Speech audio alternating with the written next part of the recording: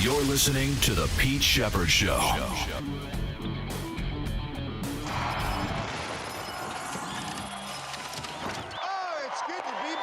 As far as, it's just not X's and O's, though. This game is so much more than that. I think what you see from our team is guys that that don't want to let each other down, that truly love each other, that are selfless, that are celebrating together. And so just like you do with the fundamentals of football or the execution of a play, you try to do the same thing with the brotherhood, because at the end of the day, it's not the best groups of individuals that wins football games. It's the best teams. Oh, how very profound. Those and other statements coming your way today from New Orleans. That is Philadelphia Eagles and Angel Martinez, personal favorite. Nick Sirianni speaking yesterday at Media Day, Media Night, whenever they did it yesterday or last night. Good morning, everybody. Welcome to the Pete Sheppard Show. It is Super Bowl LIX week, and we got a ton of video and audio for you today from New Orleans. So grab your beignets and your coffee or whatever. Some idiot out there tweeted yesterday, did not know the correct pronunciation for beignets, which, if you don't know what a beignet is, are very famous in New Orleans. They're basically a glorified donut that's stuffed, almost like a zeppola in some ways. If you're Italian, you know what I'm talking about. But yeah, the guy didn't know how to pronounce it. And this was not some young kid, This was like a guy like in his 40s. It's ridiculous. Anyway, welcome. It is the Pete Sheppard Show here on the Coastal Sports Network. Thanks for checking us out across the video platform. Follow me on Twitter X at PShep326. Across all the plethora of Facebook pages that we have on mine, on Tampa Joe's, on the Coastal Sports Network Facebook page, also CSN Florida, Rumble, Kick, YouTube, Twitch, LinkedIn, Spotify, and call or text at 727-858-6650. And, of course, the awesome Sports Radio 102.9, The Game app right there above it. See, it's right there. Right there. Lots to talk about, lots of sound and video, and we are going to really show you. We've got 3 videos that you're going to love about the Kansas City Chiefs and the calls. You can judge what you want. I'm not playing conspiracy theories here, but I am just telling you that there are calls that have gone their way at crucial moments of so many playoff games just this year. But it's going to be addressed. Terrell Owens thinks the league is fixed, and Roger Goodell addresses the issue as well, amongst other things, about the Chiefs handling getting favorable calls. But it's all in good fun, right? It's not rigged. I think people forget, too, how close the last time these two teams played was 38-35. The Chiefs won in Super Bowl 57. Very, very close and entertaining game. And I don't know if it's going to be as high-scoring as that, but I do think it'll be high-scoring again. Myles Garrett and Cooper Kupp, if you're the Patriots right now, go get both of them. Go get both of them. Now, I don't know. Cooper Kupp is much easier to get because the Rams don't want him. Cooper Kupp released a statement yesterday, which we'll get to. He's out. They want to trade him. That's easy. Myles Garrett can wish all he wants, and I don't blame him for want to get out of that pathetic organization that is the Cleveland Browns. But there's a lot of money involved, and I'm not sure. The Browns have already said that they're not going to trade him.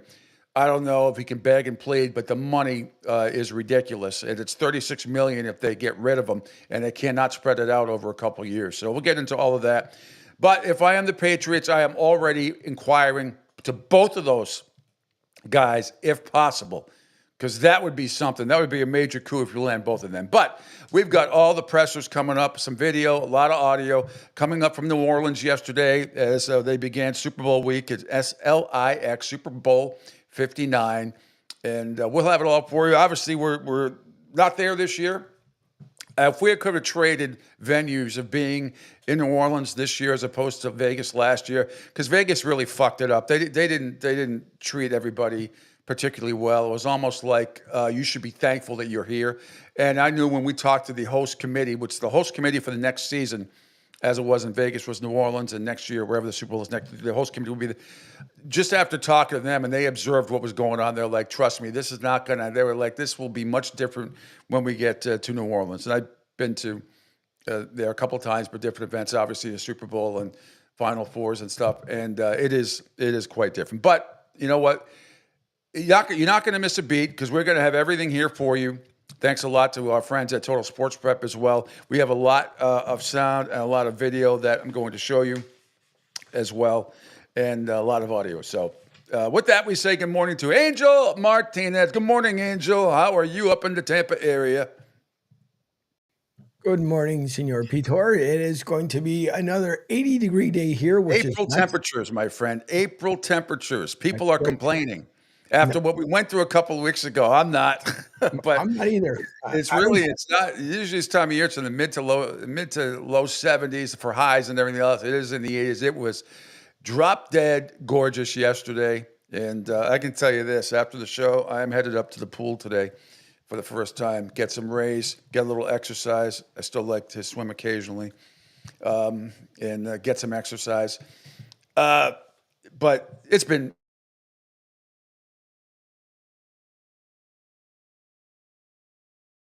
in the Midwest and complaining about it being April temperatures. Some, not everybody, but some. Oh my God, it's 82 degrees instead of 72 or 75. What am I going to do? Yeah, no way. No one's complaining, at least not this neck of the woods, because you hear it once in a while. People are like, oh, I can't wait for it to get cold. Because obviously here in the summertime, we get blazing hot. The humidity is at 1,000,000%. Forget about the 100%. So it's just, But that's nice. it is what it is. You know? Yeah, exactly. Well, I mean, you also get used to it too.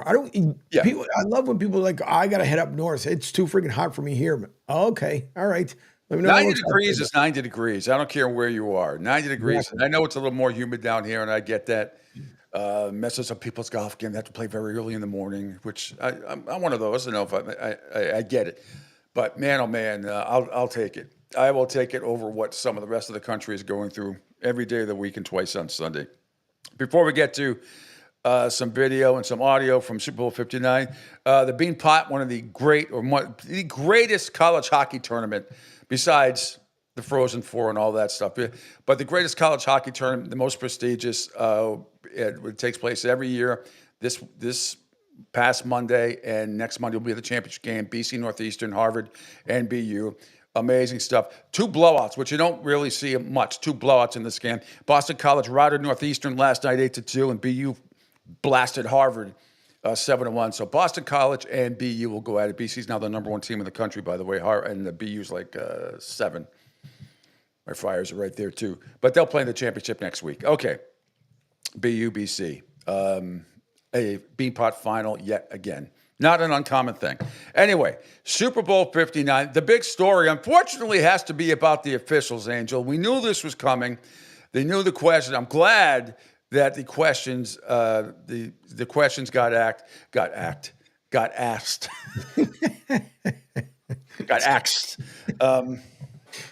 Can you ask me the question, please? And I've got, there's 3 videos I want to play for you right out of the gate here. And I got a great show coming up today. Jay Flannelly is going to join me from Beeves World at 8:30 this morning. And then at 9:15, my good friend Sheila Book, we'll talk about some entertainment stuff. And maybe she has a grasp of the halftime and who the people that were brought up yesterday they're going to, some of the songs and, Zaza, whatever her name was, all that stuff. People that I don't know, songs that I don't know, will be performing, but we'll see. We'll get her take on that and everything else in the entertainment world that's going on. All right, Angel, let's start if we could. Here is Terrell Owens. You remember him, Angel, right? Yubbers. Terrell Owens. And I forget what podcast he was on. Dove Kleiman reposted this. This is Terrell Owens. Let's just start with this. This is the problem with this Super Bowl. Everybody on the planet is going to be focused on the officials more so than the game, I think. Here's Terrell Owens. He says the league is rigged, Angel. I wouldn't bet against the Chiefs. Like I said, and with the refs. I just honestly, with all the calls. Say the refs. I've been talking about the refs too. They niggas acting like they can't handle. Bro, it's crazy because I played the game and I'm watching the game and I'm looking at all these calls that that's benefiting the Kansas City Chiefs. Look at the game before against the Texans, bro. Mahomes is smart. He dinking around. He causing the flag. You know what I mean? He's getting the benefit of it. He didn't even get hit. Yep. 15-yard flag. The guy, Will Anderson, barely hit him. That can stop the momentum of the game. Yeah. At that point in time, the Houston Texans were in the game. Those calls right there advances them, give them extra downs. It changed the whole complexity of the game. Do you think this has been going on all season with Kansas City or just as recently? With the referees. You can even go back to the last couple of Super Bowl, even when the Niners played the Super Bowl. Look at all the holding calls. If you watch that tape, bro, it was crazy. They were getting clotheslined, and they were not calling it, bro. It is blatant calls that were missed, like obvious. That's the word I've been looking for, blatant. Shit is blatant, man. Bro, it's blatant and obvious. Like it's unreal. And I've never thought. Again, I've texted him. I'm like, I never thought I would say that. I thought games were rigged, or somebody got some plays in it. Bro, it is unreal at the amount of calls that are not called against the Kansas City Chiefs that are called against everybody else. Not to mention the other stuff that people getting first downs like Josh Allen and everybody, and they make up the spotting of the football. By the way, one of the great compositions of all time. In the background, in case you don't know, that was Beethoven's Moonlight Sonata, one of my favorite things to play. You talk about something that relaxes you. When I have my keyboard out, or when I go to my friend's house, so that piano's always play as much as I can remember without the sheet music in front of me. But that was Moonlight Sonata in the background. All right, now, Angel. Now let's move up. This is the one I want that I didn't get to play for you guys on Friday. So this is ML. This is it's a 5-minute video, and you're going to watch the whole thing. In case you forgot, this is unbelievable, and this is kind of crap. I want to know if Roger Goodell has seen this. I'm sure he has, but to say that there's something that you can't, at least something's a little fishy going on here, just watch this video and try not to throw up. If you're a Buffalo Bills fan, I apologize, but I'm on your side here. Does the NFL have an officiating problem? Well, let's go to the tape. There's two things that I noticed in this game. Number one, the Bills were repeatedly short-spotted by the officials. This is James Cook in the first quarter. Take it away, Jim. Cook has a first down.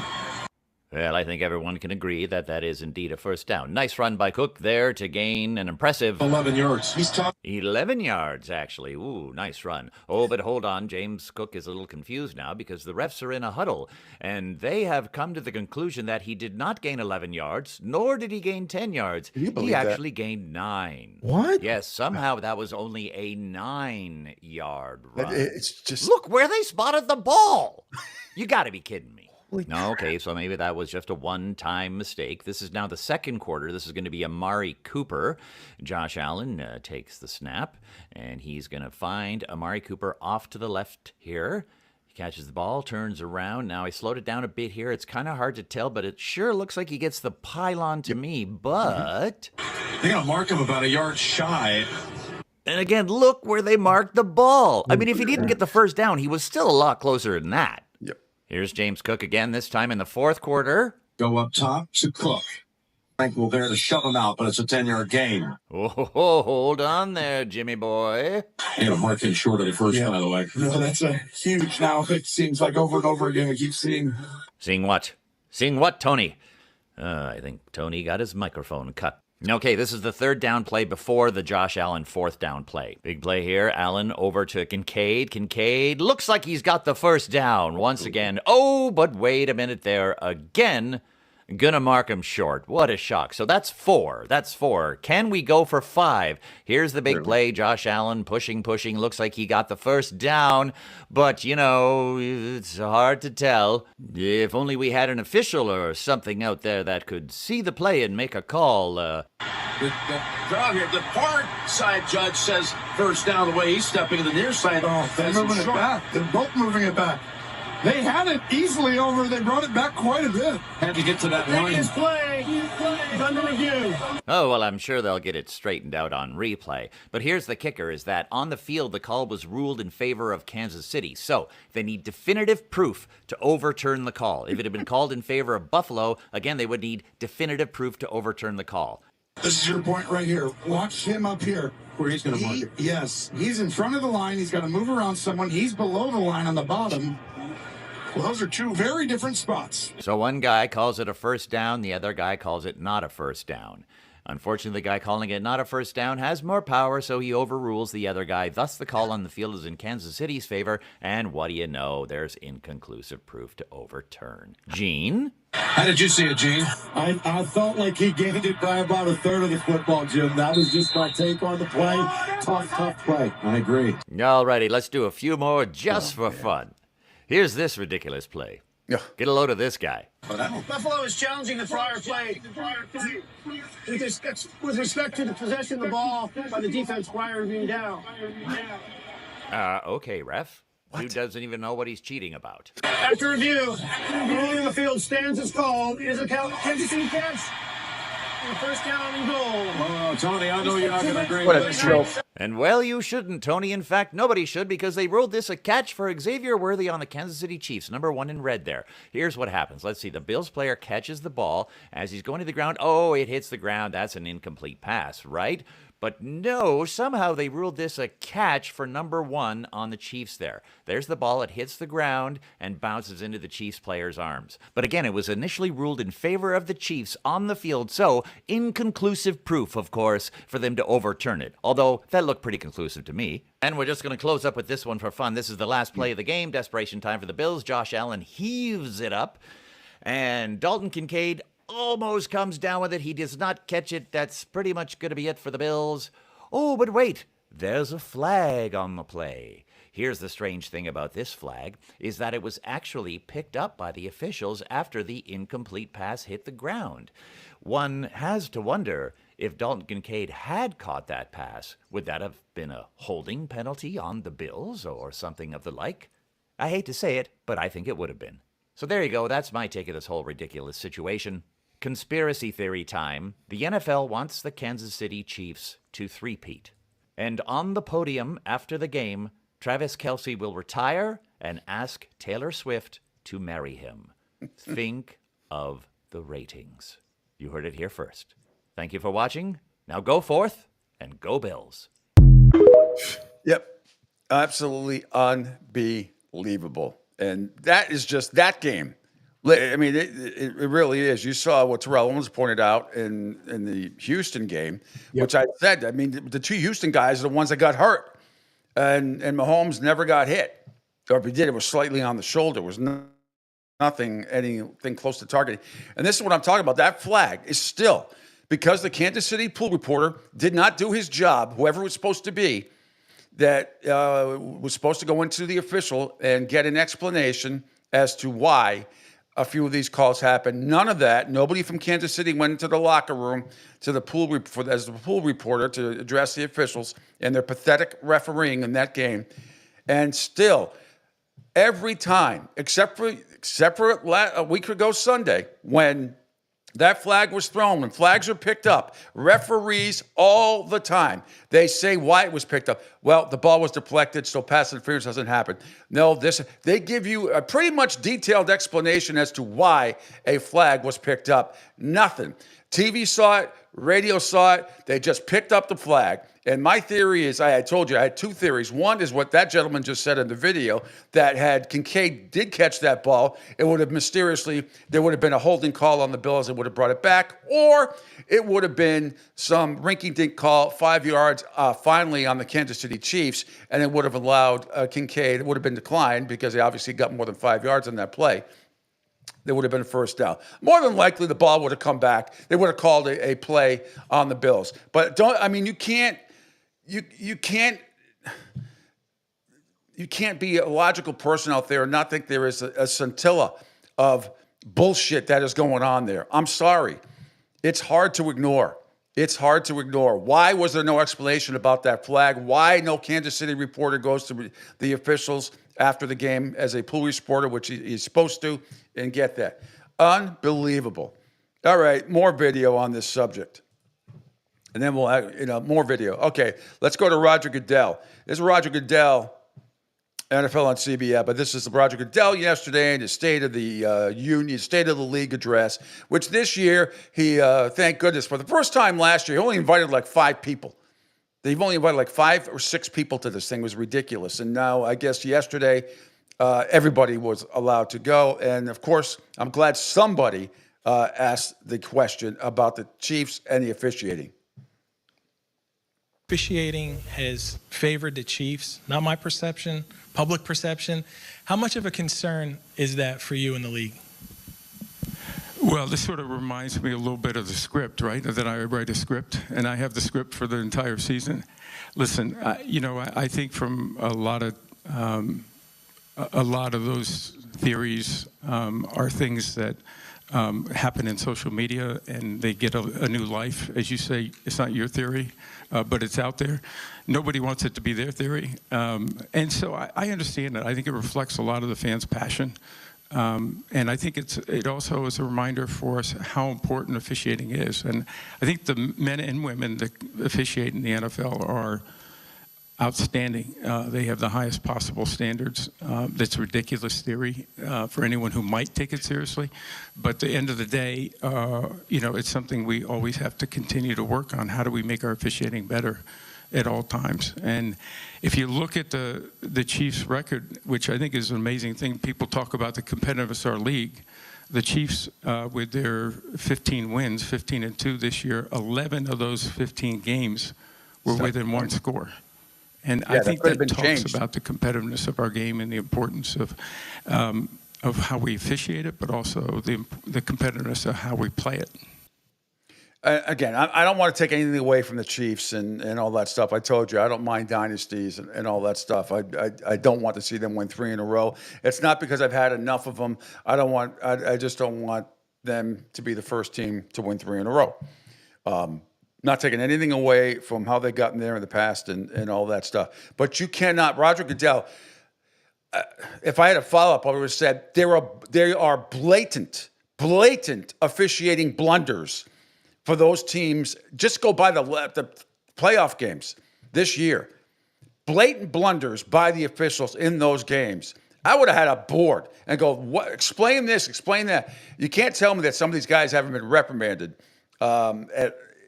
It's hard to ignore. It just is. It's hard to ignore. And he talks about all those one-score games the Chiefs were involved. Yeah, a lot of them, because a significant call at some point in the game has either gone for the Chiefs or against their opponent in crucial moments that are clearly the wrong calls. Well, Peter Brady, they're on you. But you can't sit there and deny it. It's so obvious obvious that the calls are blunder, not obvious that the games are fixed or anything else, but it does make you scratch your head. How can it not? How can it not? These are horrific calls. Those were 4 fucking awful calls against Buffalo last week.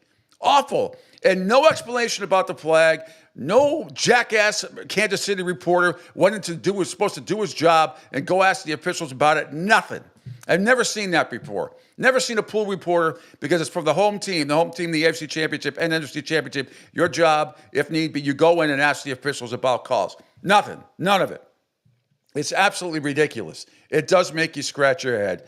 I'll tell you, and I know there are people out there.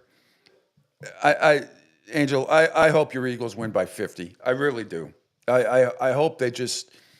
I hope it's an old school San Fran, Denver, 55-10. Bears, Patriots, 46. I really do. I know it won't be. And I'm actually, what I'm going to do shekel-wise, I'm sure I'm going to tease the game. The line right now is what, 1.5. Let me just check it real quick. The line right now for the game is 1.5, I believe. And the total is what, 52? Let me see. The line is 1.5 and 48.5. So I will probably tease the Eagles at 6-point teaser, plus 7.5, and go over 42.5 because the total is 48.5. And I think it's going to get there anyway. But it's because I think it's probably going to be like a field goal game. And I'm sure we're going to be sitting here in 6 days, next Monday, unfortunately, and talking about if the Chiefs win. I hope we don't have to. Plays like what happened in the Buffalo game. I swear, I hope it does not come down to that. Please. I just hope, I don't want the officials deciding this game. If one team or the other, or one player on the Chiefs or the Eagles makes a stupid play and it's legitimate, then that's fine. We can all live with that. But I do not want to see calls that were made or not made for Kansas City like what we saw in Buffalo and Houston. I mean, otherwise the Eagles have no chance. They can hang in there for a while. They'll end up losing by 2 or 3 points. Because especially in the Super Bowl, calls like that can just absolutely screw you. In any game, but in the playoff games, it becomes even more intensified. So I hope to God that is not going to be the case. I really do.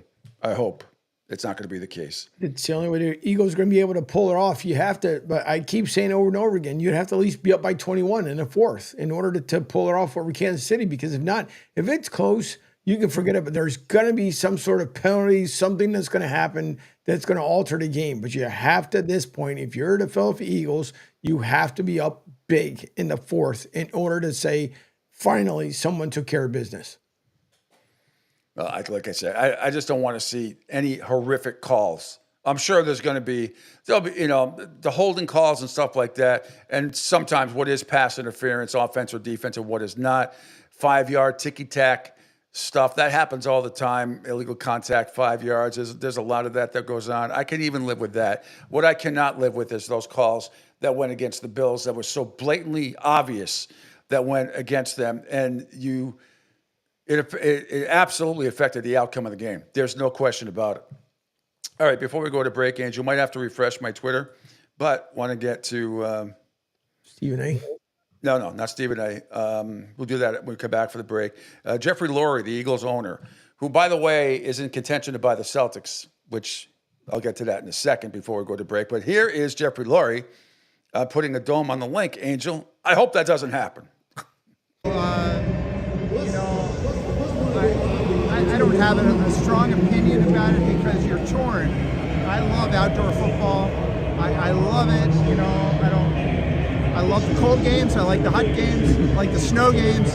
On the other hand, does Philadelphia deserve to host the Super Bowl, NCAA Final Four? Lots of great events. It's an incredible sports city. Does it deserve that? Yes. So you got to balance all those things. Yeah, I mean, and I get all that.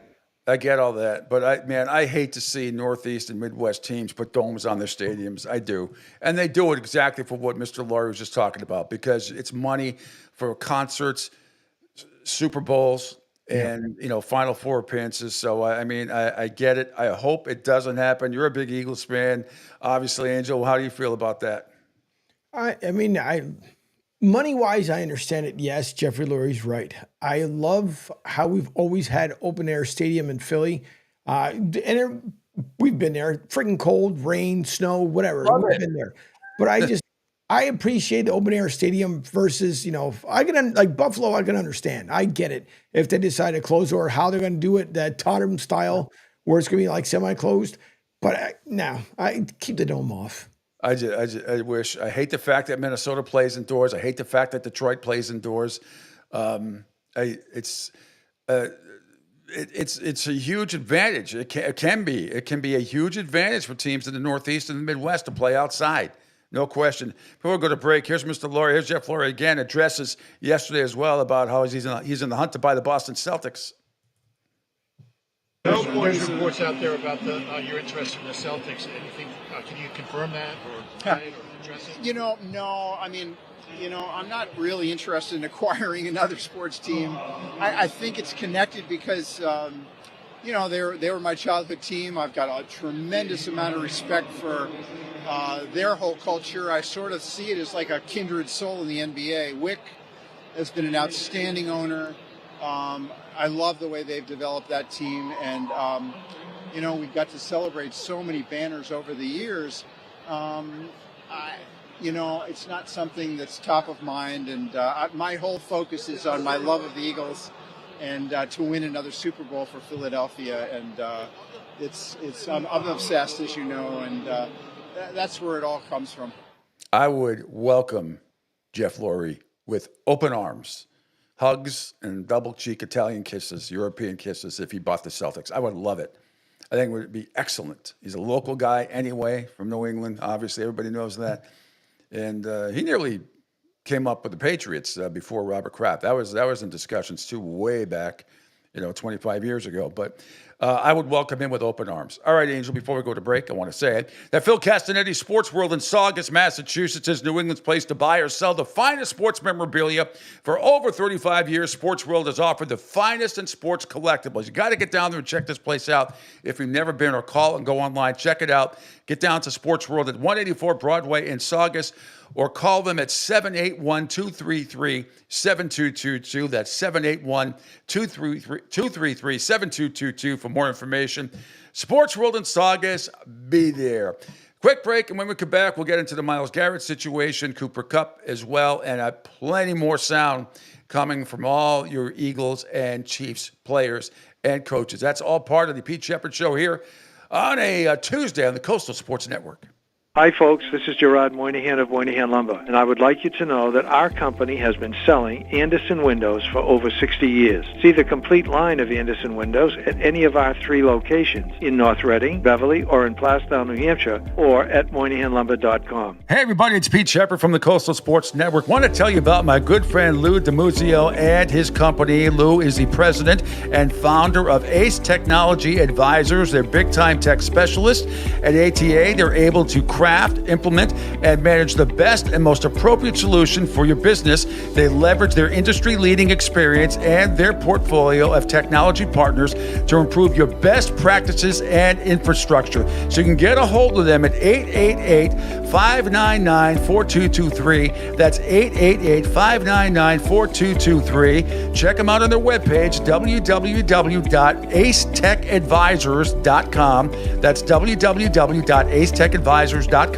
Or you can email them sales@acetechadvisors.com. Check out my friend Lou DiMuzio and Ace Technology Advisors. Adopt US Kids presents What to Expect When You're Expecting a Teenager. Learning the lingo. Today I'm going to help parents translate teen slang. Now, when a teen says something is on fleek, it's exactly like saying, that's rad. It simply means that something is awesome or cool. Another one is totes. It's exactly like saying totally, just shorter. As in, I totes love going to the mall with Becca. Another word you might hear is jelly. Jelly is a shorter, better way to say jealous. As in, Chloe, I am like so jelly of your unicorn phone case. You don't have to speak teen to be a perfect parent. Thousands of teens in foster care will think you're, rad just the same. To learn more, visit adoptuskids.org. A public service announcement brought to you by the U.S. Department of Health and Human Services, Adopt U.S. Kids, and the Ad Council.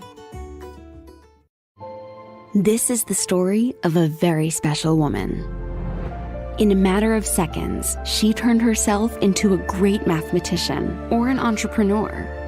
Her knowledge was limitless and still is. She could also make monsters disappear, especially those that lurked in the shadows under the bed. Once, this woman put back together a teenage girl's broken heart, which had been shattered in 1,000 pieces, just by giving her a bear hug. She masqueraded as a regular person at work, but as a superhero at home. Everyone knows her as Gabriella.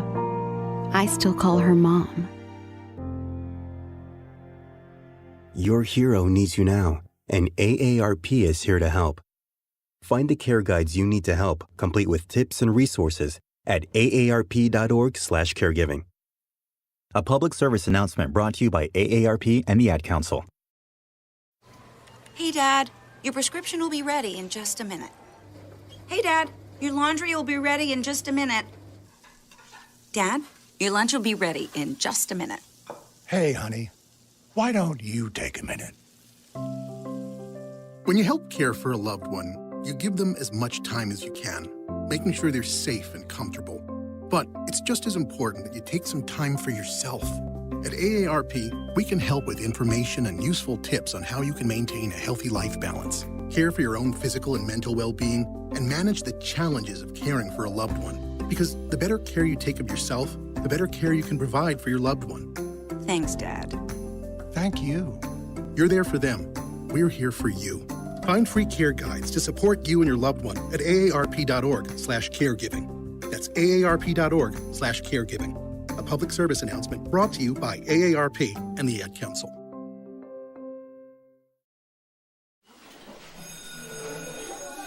All right, class. Let's hear what everyone did this weekend. Jill? Well, I raised my older sister to a big oak tree. It was at least 100 years old. My mom said I must have set a record or something.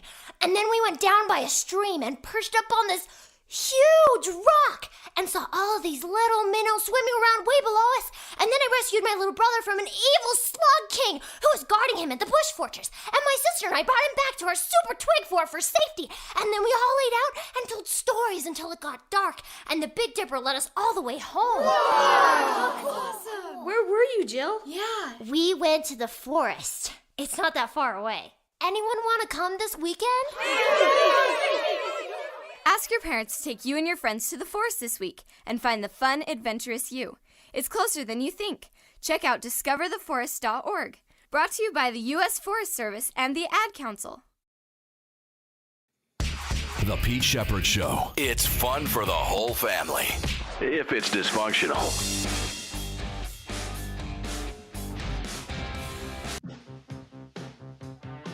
How ready are you guys for Super Sunday? We've just been taking it a day at a time. As everyone else has said, it's a great opportunity. Put a lot of work in to have these moments, and it's something we want to take advantage of. I heard you said, I believe it was last week, you did an interview where you were quoted as saying you knew from training camp that this was or could be a Super Bowl team. Why? I think that's the mentality every year. Just when it all begins, you know, that's what you work for, to have these opportunities. Eagles quarterback Jalen Hurts there yesterday at Media Day as the Eagles and the Chiefs get ready to have at it on Sunday in New Orleans, Super Bowl LIX. That's 59 to you and me. Welcome back to the Pete Sheppard Show here on the Coastal Sports Network. Jay Flanley going to join me at 8:30 this morning. Sheila Book will join me at about 9:15 today. But we are talking Super Bowl preview sound. Just gave you the what I think is it's unfortunately the most popular topic heading into this game is going to see how many calls the Chiefs get. That's what is the focal point of this game. Really unfortunate. I don't ever remember a year, even when the Patriots are going to all those championship games and all that stuff. I mean, there are a couple of people that always thought they had a call here, a call there. But you go back a few years ago to the AFC Championship game when they beat the Chiefs, and like Brady threw that interception, but Kansas City was drawn offside. Then Brady made a whole bunch of plays on 3rd and long, and they ended up, beating the Chiefs and going on. But those were legitimate calls. I mean, those were legitimate calls about guys lined up offside, this, that, and the other. I have never seen stuff so egregious as the calls that have gone the Kansas City Chiefs' way or against their opponents as I have this year and last year. It is ridiculous in the playoffs. It's ridiculous. And I'm not saying that's why the Chiefs have won the Super Bowls or whatever else, but you cannot deny that it has not come into play and affected the outcome of some of these games, or the potential to have affected the outcome of some of these games. Okay, so say Josh Allen gets that first down like he should have on that sneak where everybody, with Gene Steratore and others, all thought it was at least a third of the football over the way. All right, nobody can't say that the next play that he doesn't fumble the ball, the Chiefs recover. I understand all that stuff, but man, God damn it, it's just too many of them. It's just too many of them. And I, for one, am sick of it, and I think it's terrible. That's going to be interesting to see how Fox addresses this, right? Because they get the game on Sunday, right? Fox got the game on Sunday. Fox, yep, because Tom Brady is going back for technically first time as a broadcaster after it being the first time he won his first Super Bowl in New Orleans. Yes. And no, it's funny you mentioned that, Angel, because speaking of that, Roger Goodell actually addressed that issue about Brady being, a minority owner with the Raiders and how he has handled being a broadcaster. Ben Volen, who professionally is a buffoon for the Boston Globe, and it's just awful. I'm not saying personally, but professionally, he is just one of those people that gets so much wrong. It's ridiculous. But I'll give him credit for this. He did ask a good question to Roger Goodell about Tom Brady and that situation I just talked about. Hey, Roger, Ben Volin, Boston Globe. My question for the 10th year in a row is about Tom Brady, who's now the lead announcer for Fox. And will be You're consistent, Ben. That's good, though. Yeah. I have a bit. Great. He's also, since the beginning of the year, been approved as a minority owner of the Raiders. And he's not just an investor. Pete Carroll recently called Brady integrally involved and said this is his opportunity to put his stamp on a franchise. I'm just curious, why does the NFL allow Brady to hold these dual roles? And is there any concern that he could gain an unfair advantage for the Raiders by being a Fox broadcaster? Well, I'm not sure how he would, Ben, in that case, but let me start with the fact that everybody in the National Football League, owner to personnel, is still subject to tampering rules and other policy. They're responsible for that conduct, and they're all held accountable for that.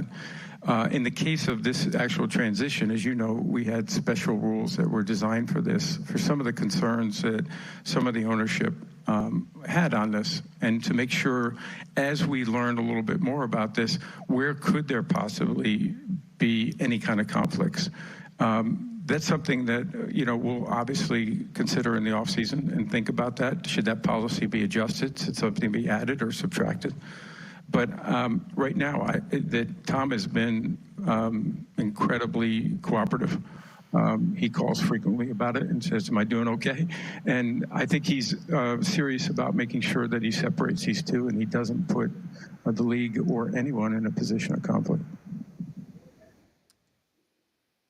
All right. I still think it's really an interesting scenario, but nevertheless, Roger Goodell is happy. So just say in Italian, contento tu, contenti tu. If you're happy, I'm happy, I guess.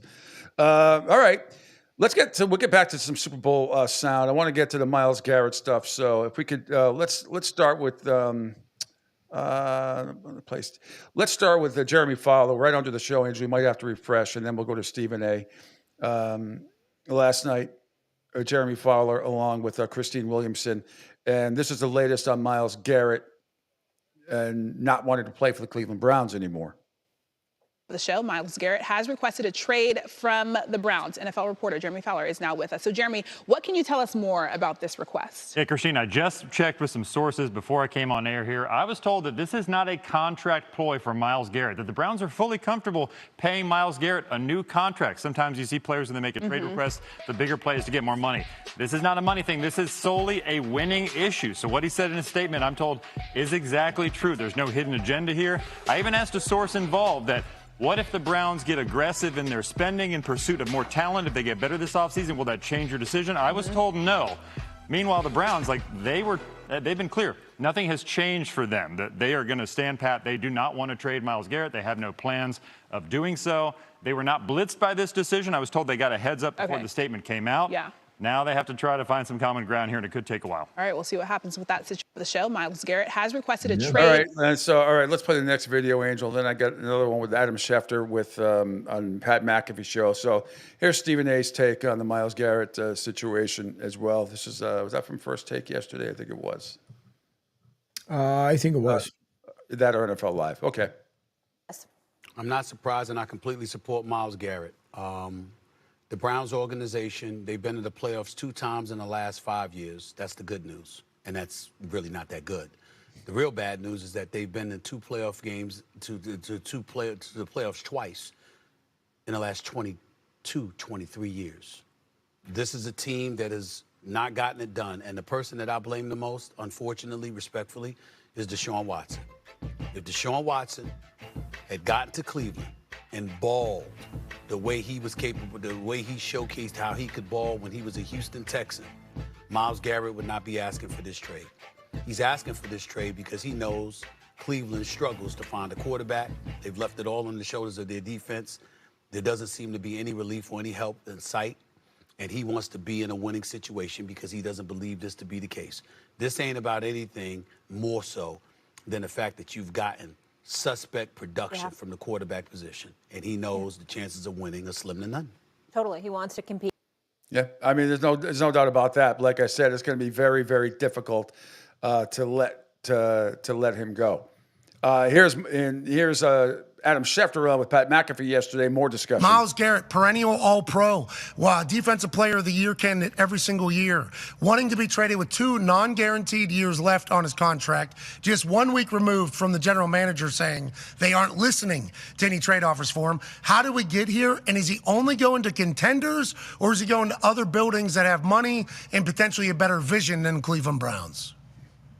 If he's going, again, because we have a team here in the Cleveland Browns. I know we get swept up in the moment. We've got this Defensive Player of the Year requesting a trade out of Cleveland, and this is not a surprise to the Browns. The Browns knew about his unhappiness. I think they've asked around. They've prepared for it. They've gotten some opinions about how to best handle this situation, knowing that it could be coming. And I think that they are dug in and entrenched in their stance that they're not going to trade Myles Garrett. That's not the kind of player you move on from. You're talking about arguably the best defensive player in the league, 29 years old. That's a player that helps you win a Super Bowl, and that's what the Browns want to try to do. So, again, we can continue to talk about this, and we will, because it's certainly interesting. But we also have one side here in the Cleveland Browns that doesn't want to trade Myles Garrett and says it won't trade Myles Garrett. And the GM, Andrew Berry, even has told reporters that he doesn't care if he's offered 2 number ones, he's not trading Myles Garrett. Now, what we have, what changes the equation some potentially, is we've got Myles Garrett now going public with the statement and the idea that he does want out of Cleveland. He wants to play on a team where he believes he's got a chance to win a Super Bowl, which obviously he doesn't feel like is the case in Cleveland. So the Browns, if they trade him, there's acceleration on his contract to the tune of about $35 or so million. Yep. They're already over the cap. To trade him becomes financially difficult and challenging. Not saying that they can't do it, but it's hard. So I think the whole situation here, Pat, is honestly, in my mind, how dug in is Myles Garrett? How miserable is he prepared to try to make life for the Cleveland Browns? Is he willing to sit no matter what when they go to training camp? If they haven't traded him by then, is he continually going to issue statements saying how unhappy he is and how much he wants out? Does he make it such that he forces them to trade him, or do they acquiesce to his wishes and listen to him when that's not what they want to do and they've been perfectly clear about it? Yeah, I mean, he's been terrific on the whole, on and off the field, all that stuff. He's done. We are too grown. He's done everything possible for the Browns. Everything possible for the Browns. But it's a dead cap hit of over $36.2 million. I don't see him going anywhere unless something. I don't know if unless he becomes Jimmy Butler in the offseason and tries to pull that crap. I don't know. I think it's going to be very, very difficult to trade this guy. There's a lot of teams he'd fit in, but who wouldn't want to have him? He's one of the best defensive players in the league. There's no getting around that at all. All right, let's continue with some other sound from Super Bowl Media Day yesterday. Chris Jones on the Chiefs' game plan against Saquon Barkley. Can you believe it? He can outrun you. He can run you over. He got so many schematics to his game. It's just not no one thing he does. He's so athletic. Can jump over you. He can outrun your fastest safety. So many challenges Saquon offer for that offense also. Then again, you got Jalen Hurts who can run the ball and also a heck of a passer. So very challenging for us on stopping the run and slowing them down. But he says all the right things on Media Day. I want some bulletin board material, and I know you're not going to get it. Plenty of them, and it's all fluff. But nevertheless, we'll give you the fluff anyway. Chris Jones, again on the team, being asked about three-peating. No one's asked this question to anybody yet. No, we don't talk about no three-peat. I think that's what we're here for. We understand that. We understand that we have one more game into the offseason. We can do whatever we want in the offseason. So I think our main focus right now is making sure we prepare for the Philadelphia Eagles. All right, here's head coach Andy Reid. Not that one for the Eagles, but the head coach of the Kansas City Chiefs. He's just focused on Philadelphia at this point. Yeah, you don't have time to think about all that. You're focused in on the job at hand here, and that's playing against a great Eagles team. Great, wonderful. Patrick Mahomes says he appreciates every Super Bowl. I'm so appreciative of where I was drafted and the team that I have around me, and I know that it's a special run that we've been on. And so every time I'm here at media night or on this football field in the Super Bowl, I'm going to appreciate those moments because you never know what will be your last one. All right, and here's his favorite color, if you can believe it. NFL Network had this. My favorite color is green. Green, you know, and that's always been my favorite color. St. Patrick's Day, it worked out perfectly. My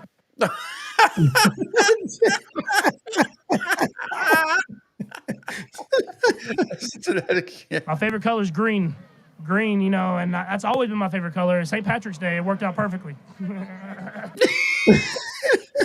What a muppet.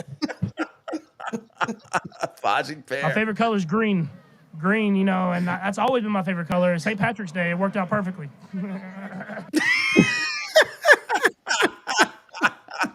One more time. My favorite color is green. Green, you know, and that's always been my favorite color. St. Patrick's Day, it worked out perfectly. That's another one that should be a ringtone. Oh my God.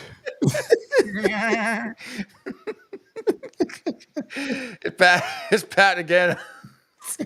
Here's all the credit to Andy Reid. Are you guys able to put away all distractions and climb the mountain this many years in a row?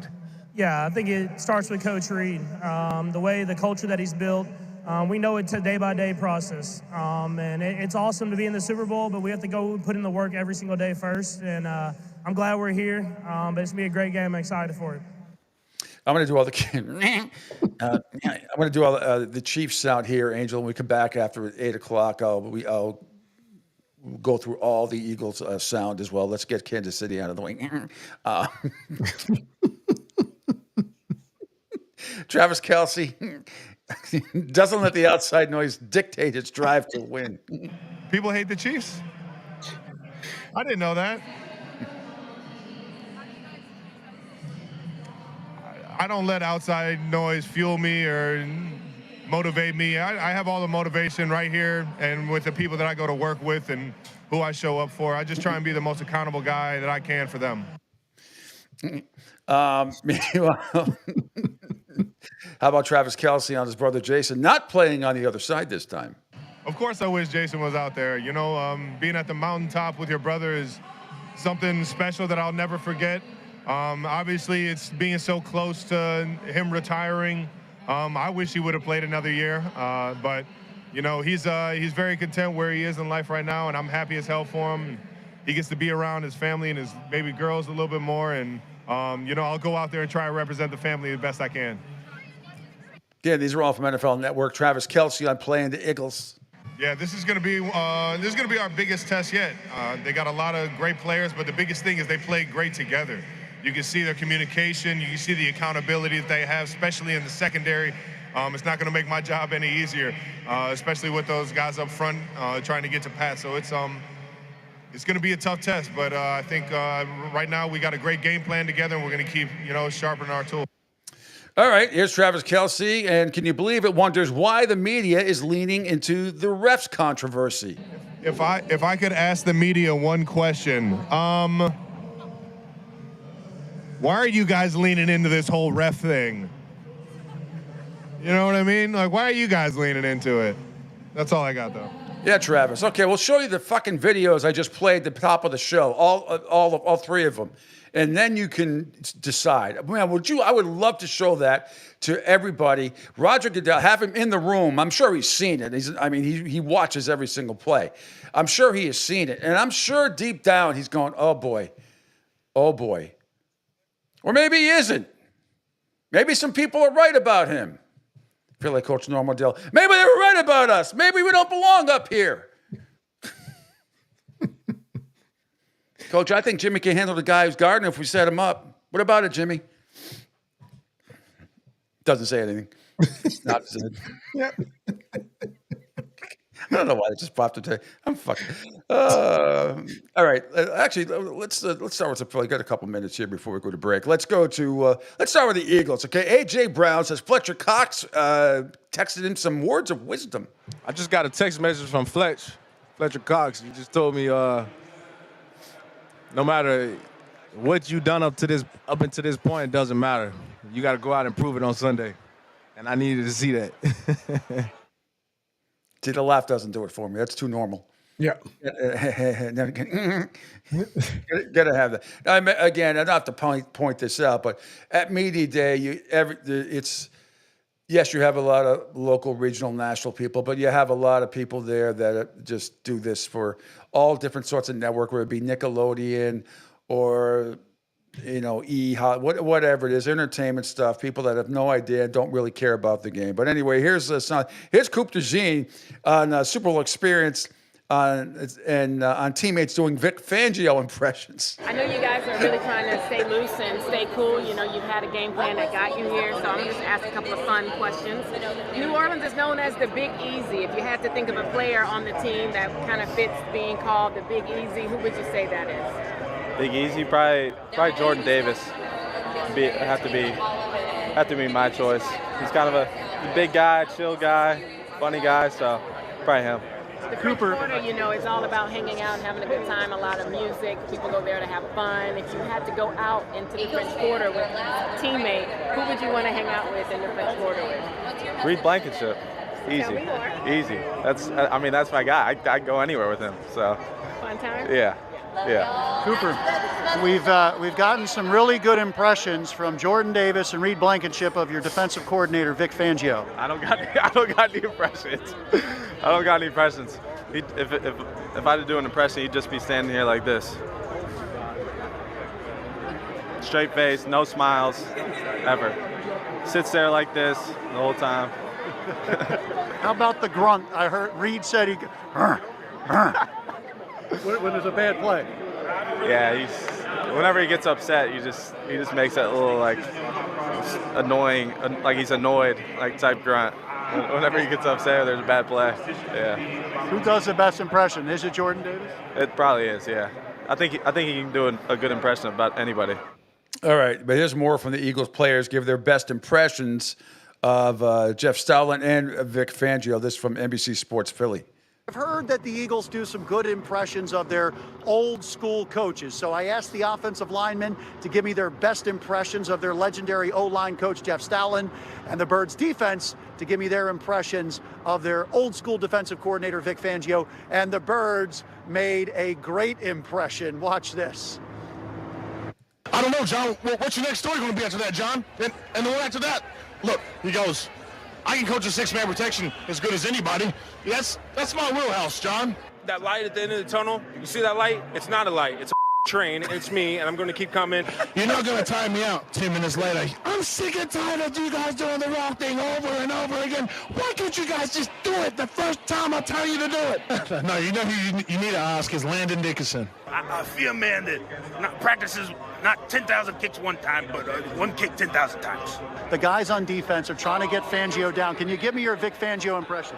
You gotta do this though. Oh, like this? Yeah, like this. Or so it comes in elbow out. Yeah, you gotta do that. It's like that, like a chicken wing or something. I don't know. That's hilarious. All right, man. Nah, I don't want to do it because he's gonna get mad at me. All right, man. Yeah, it's time to, not right now. I can't do it right now. If I had to do an impression, he'd just be standing here like this. Straight face, no smiles, ever. You gotta tackle better than this. This is not how you tackle. You gotta come. Hey, you gotta come. That's all I got for you. JD's so good at it. Oh my gosh. I think he can do a good impression of about anybody. Them the ones that got you for real, got you good for real. If it's second and long, alert pass. If you out offensive line, his ankle is pointed out, he's gonna go out for a pass. You need to be alert. And that's just pretty much it. Been working all season on that, so I hope that's at least close to what he sounds like. Not bad. Good stuff. All right, we're going to hear more from the Eagles coming up as well. I know Guillermo from Jimmy Kimmel, he had a little conversation with Jalen Hurts yesterday, which we'll get to that when we come back, as well as other sound coming up from the Eagles as we continue here from beautiful Southwest Florida, me in Tampa Bay, me in Fort Myers, Angel in Tampa Bay. And no, we're not in New Orleans, but it feels like we are. It feels like we are. It does, with all the sound that we're playing and everything else. And, maybe I can get a I can't make beignets that quickly before the show ends, and I really don't want to have a hurricane at 7:59 in the morning, which has like 6 types of rum in it. Yeah. But we can pretend. Pete Sheppard Show here. Hour number 2 is next here on the Coastal Sports Network. Hi, folks. This is Gerard Moynihan of Moynihan Lumber, and I would like you to know that our company has been selling Anderson windows for over 60 years. See the complete line of Anderson windows at any of our 3 locations in North Reading, Beverly, or in Plastown, New Hampshire, or at MoynihanLumber.com. Hey, everybody, it's Pete Sheppard from the Coastal Sports Network. Want to tell you about my good friend Lou DiMuzio and his company. Lou is the president and founder of Ace Technology Advisors. They're big-time tech specialists. At ATA, they're able to craft, implement, and manage the best and most appropriate solution for your business. They leverage their industry-leading experience and their portfolio of technology partners to improve your best practices and infrastructure. So you can get a hold of them at 888-599-4223. That's 888-599-4223. Check them out on their webpage, www.acetechadvisors.com. That's www.acetechadvisors.com. Or you can email them sales@acetechadvisors.com. Check out my friend Lou DiMuzio and Ace Technology Advisors.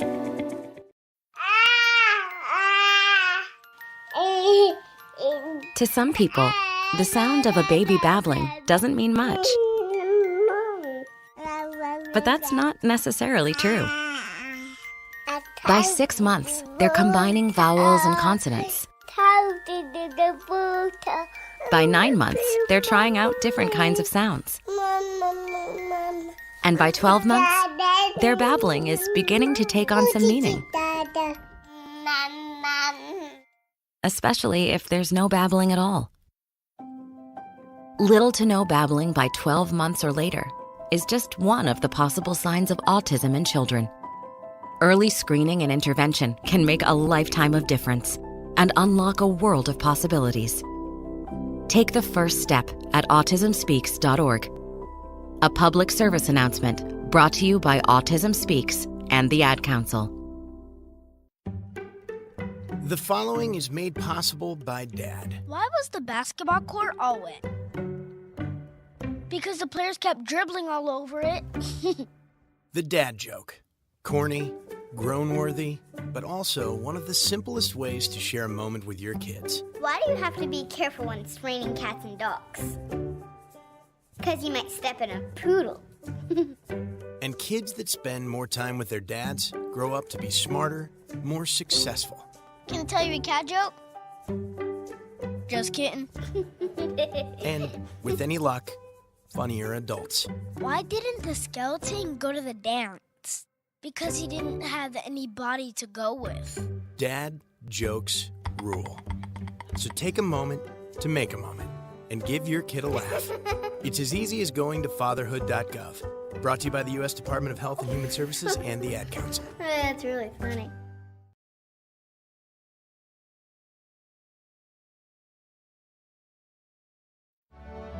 Okay, men, this is your time. Maybe you didn't choose this, but you're here now. You're gonna go out there and be an all-star caregiver. It's up to you. So what are you gonna do? You're gonna go grocery shopping, cook, clean, be there emotionally and physically. You gotta dig deeper. Drive them to physical therapy, doctor's appointments. Don't you forget about the pharmacy. I know you won't, because that's what caregivers do. Don't give up. Don't ever give up. This is your time to show the world, your family, and yourself that you're tougher than tough. Now go out there and be the best caregiver this world has ever seen. Caregiving is tougher than tough. Find the care guides you need at aarp.org/caregiving. A public service announcement brought to you by AARP and the Ad Council. Hi, I'm Danica Patrick and proud aunt. Watching my nieces grow, play, and learn is amazing. But not every child gets to be carefree. 1 in 6 kids in the U.S. are hungry. 1 in 6. That little girl sitting alone at the playground, she can't play like the other kids. She doesn't have the energy because she's hungry. School lunch will be her only meal today. It breaks my heart that this is the reality in our country, but it's something that Feeding America is working to change. Each year, the Feeding America network of food banks rescues billions of pounds of good food that would have gone to waste. This food is then provided to families and children in need.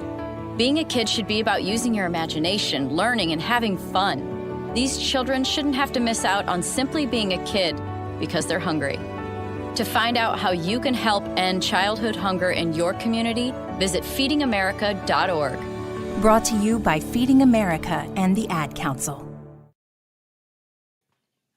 For the best in college football and NFL talk, check out The Pete Sheppard Show, 7 to 10 a.m. Monday through Friday. My favorite color is green. Green, and that's always been my favorite color. St. Patrick's Day, it worked out perfectly. My favorite color is green. Green, and that's always been my favorite color. St. Patrick's Day, it worked out perfectly. Welcome back. Hour number 2 of the Pete Sheppard Show here on the Coastal Sports Network. Could you imagine if he's telling a joke? Two sports reporters, a rabbi and a priest, walk into a bar.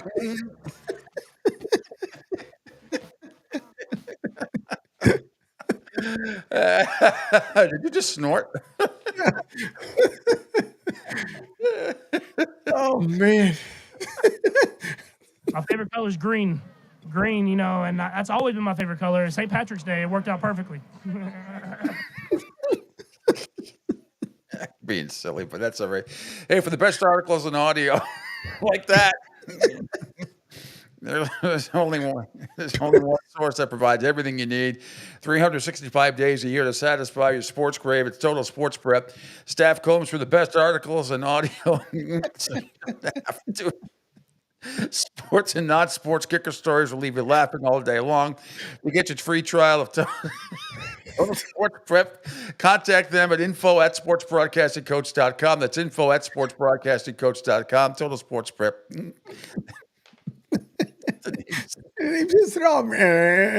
My favorite color is green. Green, and that's always been my favorite color. St. Patrick's Day, it worked out perfectly.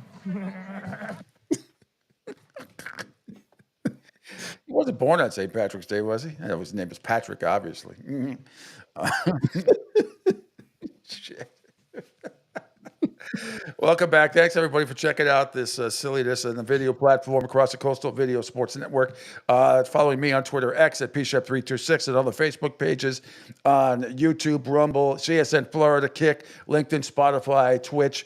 Call or text the show, 727-858-6650. And don't forget the awesome sports app that we have, SR 1029 The Game, and SR 1029thegame.com. All right, as promised, here's Guillermo last night on Jimmy Kimmel. I don't watch any of these shows anymore. This segment used to be pretty funny, but here's a short segment. I don't know. He gets into it with Patrick Mahomes about something. Yeah, he is. And I'm a rapper too. I want to give him my demo tape. Okay. Look. ¿Cómo se dice Kike? And there you go. I'll see if I find the time. No, that wasn't Patrick. I don't know what that was, but that was stupid. As most things on Media Day out there are very, very stupid. Jay Flanley's going to join us at the bottom of the hour. All right, let's get to some Philadelphia preview sound from yesterday. We got the impressions. Let's see. Here's Jalen Carter on Super Bowl Media Day. Well, I know this is absolutely a whirlwind, but has it hit now that you guys are definitely playing in a Super Bowl here in New Orleans? Oh, yeah, man. Just seeing all this is new to me. You know, I had 2 natties where we had media come in and talk to us, but right now you can't even move around, so you see the difference. It's fun. I'm enjoying the experience. Absolutely. And you mentioned the experience you had with the national championships. How much are you going to rely on that you've been on big stages before? Oh, yeah. You know, I've been on big stages before, 2 natties. In them 2 games, I've been pretty calm, you know, and at the end of the day, the goal was to win them games, and, you know, our team got that dub, and for right now, that's a goal for this week, win the Super Bowl. Right, absolutely. And that is the main mission. You guys have told us that all last week, that there is still a game to be played on Sunday. But how do you balance, obviously this is a business trip, you want to win this game, but also experiencing this and enjoying it as well? It's different, but like I said, going through 2 natties, seeing what I've seen, and it just keep me calm. Yeah, I think that's pretty much it. I've been through this, even though not a Super Bowl, but I've been through 2 natties, and it's not new to me, but I don't really know. Like, it's different. I really don't know. It's an overwhelming experience, it's overwhelming. That's for sure. But you guys were able to get a workout in. I saw the Saints facility today. You had a great week of practice. How confident are you in this defensive game plan coming up here? I'm very confident. Coach Vic got us here. I'm pretty sure he's going to finish us off right. And is there any secret sauce to stopping Patrick Mahomes? Have you found it yet? Oh, no, I can't speak on it. One thing is to sack him. That's the main thing. But sack him. If we do that or get him off his game, I feel like we'll have a good game. All right. What do you got there, Angel? My favorite color is green. Green, and that's always been my favorite color. And St. Patrick's Day, it worked out perfectly. My favorite color is green. Green, and that's always been my favorite color. And St. Patrick's Day, it worked out perfectly. Oh, my goodness. Let's see. Jalen Hurts, also quarterback of the Eagles, asked about the tush push. Why does he call it tush push? I don't call it that. You guys call it that. Is it better to be a tush or pusher? Again, you call it that. I call it the quarterback sneak. I keep it very standard. All right. Meanwhile, Jalen Hurts, let's get a little emotional talking about his mom and dad. Hero. Ton of heroes. It starts with my parents. My parents. Just the things that they've been able to instill in me.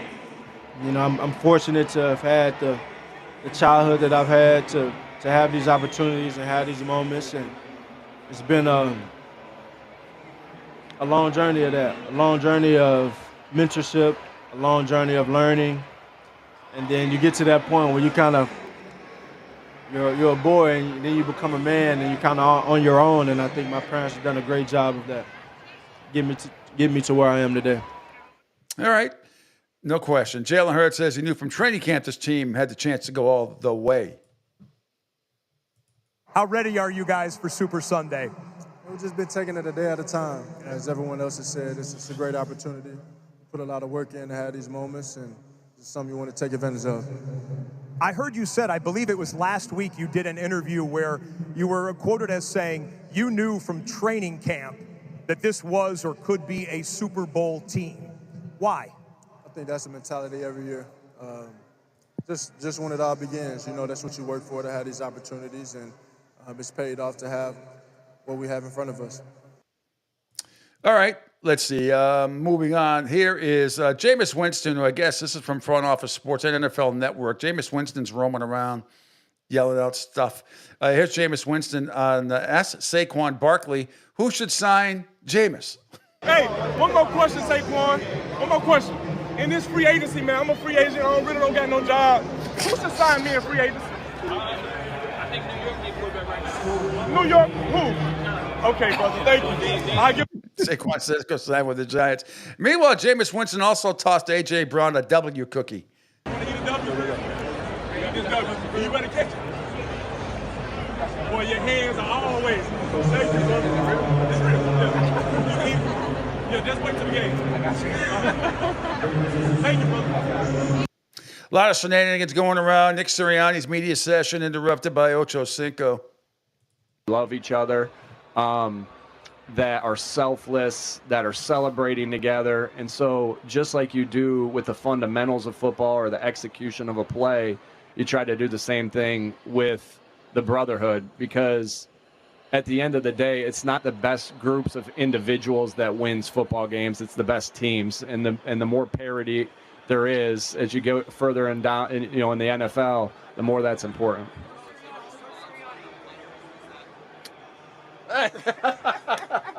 What's up, baby? You good? How's everything? I was trying to call you. Really? Yeah, because I never could get your number, though. Oh, okay. I'm sorry. Yeah. I got one quick question. Yeah, for come you. on. Listen, how do you feel the Chiefs secondary is going to do against Devontae and A.J. Brown? just thankful for the guys that we have on this team. When you can pair up two receivers like that, you know how it is. When you pair up two receivers, it makes it hard to take one away. When they take one away, it opens up the field for the other one. And, man, they're special players. Special. They great teammates, selfless players that through the year, when we're running for all these yards, they're the ones getting the blocks down the field, right? And it shows you what type of teammates they are, how much they want to win. And when it's one-on-one and it's games on the line, I know who I want on my team. Yeah. Coach, I love you, Yeah, I appreciate that. Yeah, I appreciate that. All right, good luck Sunday. Thank you. Thanks, Jeff. Touching Saquon Barkley and the Eagles are locked in for the Super Bowl and says they have a great team. Yeah, I mean, you just got to take it all in. This is part of it. You got to enjoy it. So I'm happy to be here, happy to have conversations with you guys. At the same time, it's a business and you stay locked in. But today, you enjoy the moment and have fun with it. And you know what also Sunday is, and Super Bowl Sunday for Saquon Barkley? What's that? Birthday? I think every year is different. I test that to kind of some of our approach, some of the things that we're able to evolve in. And I think obviously when you have a threat in Saquon and you're able to lean on that, I think that has a big role in what you do offensively. And so he's been a great addition to us, and he's been able to help us in that. Well, obviously that's not Saquon Barkley. Here is Saquon Barkley. It said Saquon Barkley, but sometimes there's typos. There's Saquon Barkley. I think every year is different. I test that to kind of some of our approach. That's the same thing. It's supposed to be Saquon Barkley celebrating his 28th birthday on Sunday. Saquon, though, has a message, I think, for Eagles fans. Now, both of your organizations have incredible fans who showed up tonight. Saquon, this is your one opportunity to address the Eagles fans ahead of Sunday. What would you like to say? None but love. I'm going to keep it simple. Go Birds. Wow. Did you get goosebumps when he said that? Yeah. Go Birds. Here's more from Saquon, and couldn't be happier to be in the Super Bowl. Means everything. That's life, though. You're going to have adversities. You're going to have up and downs.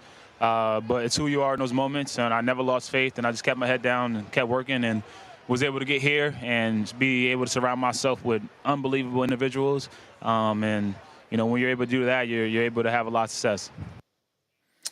All right, let's see. Vic Fangio, the Eagles defensive coordinator. This is no impression. This is actually him on the Eagles defense peaking at the right time. There's a lot, but we got to have a good tackling game. These guys run well after the catch. Obviously, Mahomes is elusive. Pacheco runs extremely hard. Tackling is going to be paramount. And I think since I've been standing here, you've been asked about Quinyon and Cooper 4 times. To experience this as rookies, is there anything you tell them about Exokin in this moment? Well, I tell them they're not rookies anymore. They've played a lot of games. This is game 21 for us, not counting preseason. And so their rookie is gone. They've matured. They've experienced success, had some negative plays. They're ready for this. And do you feel like this defense is peaking at the right time? Is there a certain week where you felt like you were where you wanted to be in this defensive scheme?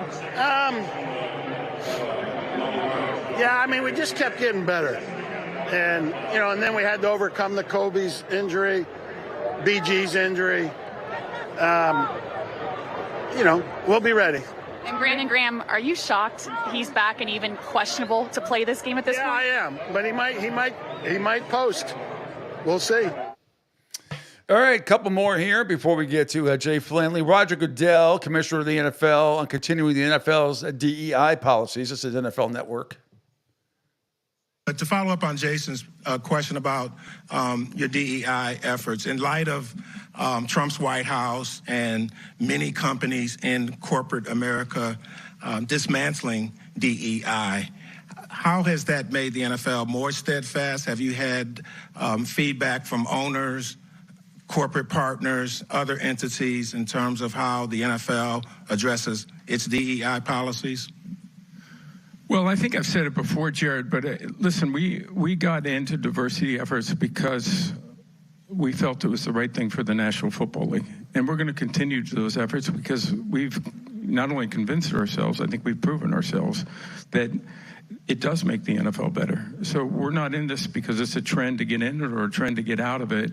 Our efforts are fundamental in trying to attract the best possible talent into the National Football League, both on and off the field, as I said previously. And we see that. We see how it's benefited the National Football League. And so I think we'll continue those efforts. I think it's also clearly a reflection of our fan base and our communities and our players. And I think all of it is something, people talk a lot about the Rooney Rule. I don't know if that's your follow-up question. If it is, I'll stop and let you ask it. But the Rooney Rule for us is not, there's no requirement to hire a particular individual on basis of race or gender. It's simply on the basis of looking at a canvas of candidates that reflect our communities, and to look at the kind of talent that exists there, and then you make the best decision on who is hired. He's got to say that. And so many of us, including the National Football League, our office, are doing that voluntarily at all levels because it has benefited us. And I hear that from companies on a global basis, is that that's a very strong hiring practice that we are adopting also. Unless it's just a phony baloney Rooney Rule. That's why a lot of these things are being done remotely, because why would you going to fly somebody to have a fake interview knowing darn well you've already got somebody else in mind? Yep. It is. Rick says, I just made up my mind, Goodell being full of shit. I hope it didn't take it this long. But stuff like that, he can't, there's no way he can address it except to say what he said. Because, I mean, I could have gone up there and said, Commissioner, you can say that, but the Rooney Rule is a phony baloney type of situation. It's a waste of time for most people because they already have their candidate or candidates set. Sometimes they're minorities, sometimes they're not. But to force people to do it when they already, and there's no way to prove that there's no way to prove or disprove that they did or did not interview properly with the Rooney Rule, except to say, yeah, here we bring in some minority candidates and let's have a fake interview. You can't say that you're not going to be able to prove that one owner or another, purposely said, no, I don't want just Eric Bieniemy type, or I don't want, they're never going to admit it. They already know they have their coach intact. The Rooney Rule is a joke. Everybody knows it. Andrew Marchand asks Roger Goodell if he thinks the current NFL TV contracts are undervalued. Hey, Roger, I got two questions. I'm going to ask them one at a time. Just the first one, with the NBA deals, do you feel as if your NFL contracts with the networks and the other platforms are undervalued at this point? And if so, why or why not? I always think we're undervalued. How's that? Listen, I think the NFL, you see it by the ratings. They're extraordinary. We had 58 million people watching the AFC Championship game this week ago. And you see the quality of the content and what it can do. I think we're also, obviously, as you know, with the changing media landscape, we're changing also.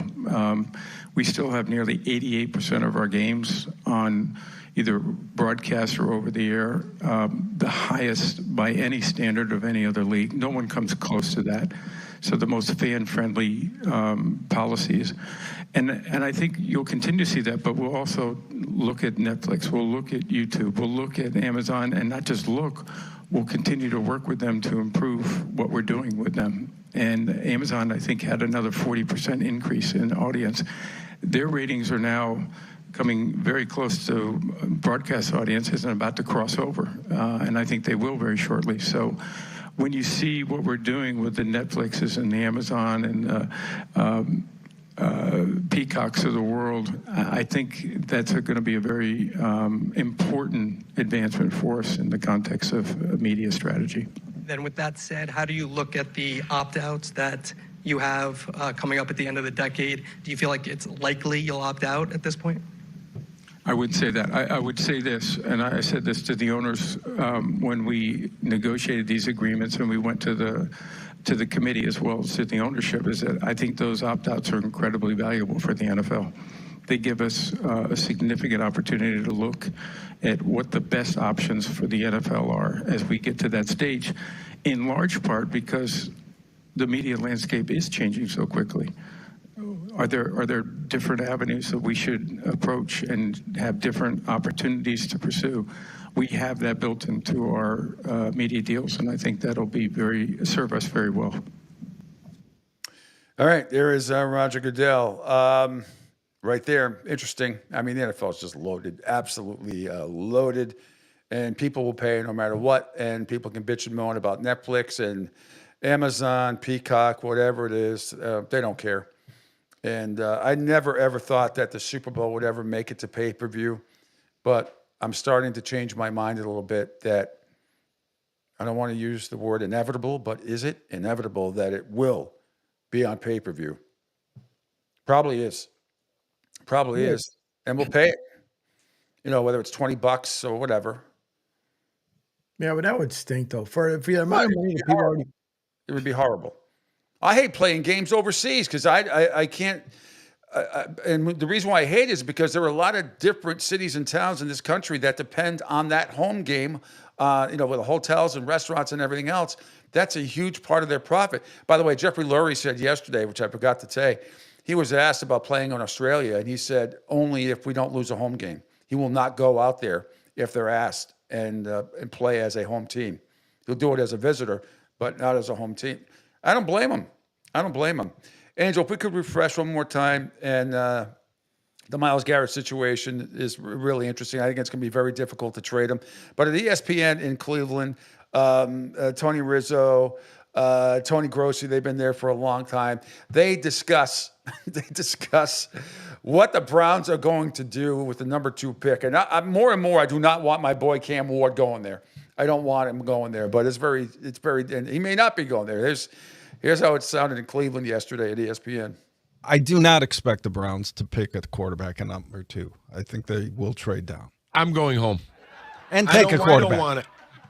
And take a quarterback at 6? And take a guy that's not as good as the top 2 guys. Tony, wait a second. That you cannot take QB3 in this draft at number 6. I don't agree with that at all.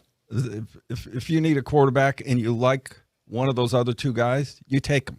If he picks Shedeur Sanders, why are you confident that's the right pick? Because the scouts say that those 2 guys are clearly better than the rest of this quarterback class. There are reasons they're at the top. They have better physical skills. They played at better programs. They won big games. If you don't like Shedeur Sanders, that's on you.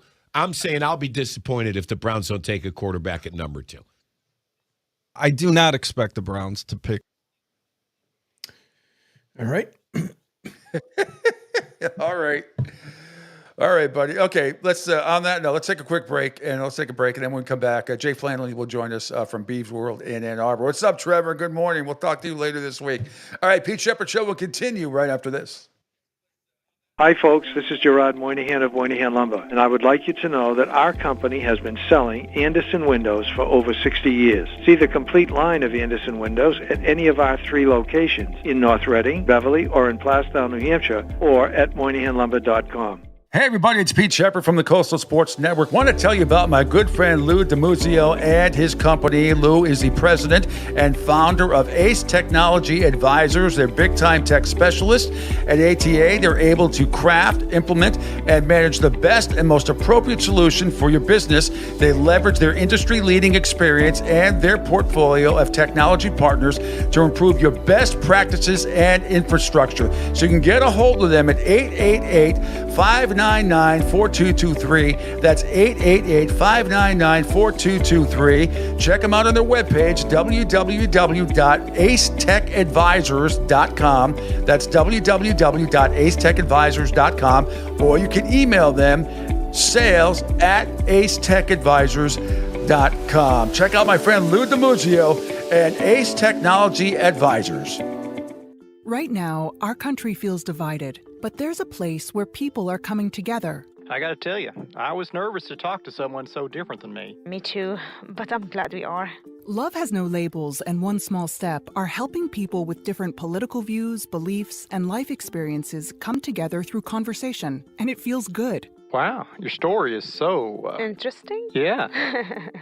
When people actually sit down, talk, and listen to one another, they can break down boundaries and connect as human beings. At lovehasnolabels.com/onesmallstep, you can listen to amazing, life-changing conversations and find simple tools to start a conversation of your own. I know one thing. This conversation gives me hope. It gives me a lot of hope, too. Take a step toward bringing our country and your community together by having the courage to start a conversation at lovehasnolabels.com/onesmallstep. A message from StoryCorps, Love Has No Labels, and the Ad Council.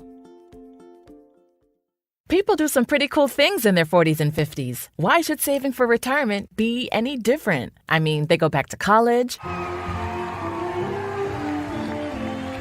learn new instruments, start skateboarding. Whoa! Okay, maybe that one's not for everybody, but saving for retirement is. With aceyourretirement.org, you can get on track with your retirement savings no matter your age. Just have a 3-minute chat with Avo, the friendly digital retirement coach from AARP. You'll get personalized recommendations based on your input that are easy to understand and work with your lifestyle. It's quick, easy, and free. Plus, it's sponsored by AARP, so you know they got your back. Woohoo! Gnarly move, Dad. Thanks, sweetie. So wherever you are in your retirement savings journey, head to aceyourretirement.org and start chatting with Avo today. That's aceyourretirement.org. A message from AARP and the Ad Council. Adopt US Kids presents What to Expect When You're Expecting. A teenager. Learning the lingo. Today I'm going to help parents translate teen slang. Now, when a teen says something is on fleek, it's exactly like saying, that's rad. It simply means that something is awesome or cool. Another one is totes. It's exactly like saying, totally, just shorter. As in, I totes love going to the mall with Becca. Another word you might hear is jelly. Jelly is a shorter, better way to say jealous. As in, Chloe, I am like so jelly of your unicorn phone case. You don't have to speak teen to be a perfect parent. Thousands of teens in foster care will think you're, rad, just the same. To learn more, visit adoptuskids.org. A public service announcement brought to you by the U.S. Department of Health and Human Services, Adopt U.S. Kids, and the Ad Council. This is the story of a very special woman. In a matter of seconds, she turned herself into a great mathematician or an entrepreneur. Her knowledge was limitless and still is. She could also make monsters disappear, especially those that lurked in the shadows under the bed. Once, this woman put back together a teenage girl's broken heart, which had been shattered in 1,000 pieces, just by giving her a bear hug. She masqueraded as a regular person at work, but as a superhero at home. Everyone knows her as Gabriella. I still call her Mom. Your hero needs you now, and AARP is here to help. Find the care guides you need to help, complete with tips and resources at aarp.org/caregiving.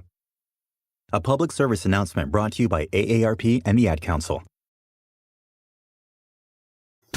You want the best in sports and entertainment? You got it. Now, back to the Pete Sheppard Show. What did you see in the Philadelphia Eagles? Yeah, I mean, me and my family literally, had a sheet and did pros and cons. And the only con about Philly was I might get some slack because I played in New York. So it was a no-brainer for me.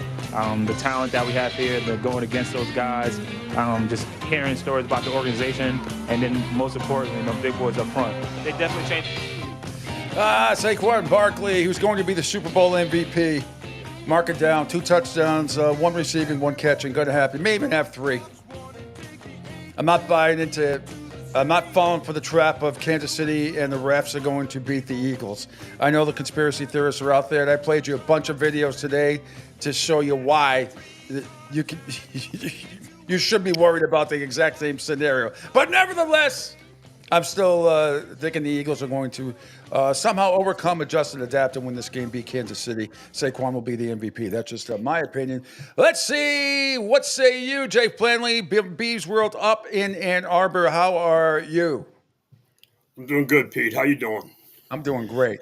Before we I get go ahead. going here, Angel, if we could, I just got the video. If you refresh, and this was Roger Goodell yesterday asked specifically about the fourth down play in the Bills versus Chiefs game and whether or not the league will consider using technology to measure first downs. We could play that, or I can just, you know what, Angel, I'll just play the audio from here. You don't have to play video. You know what his face looks like.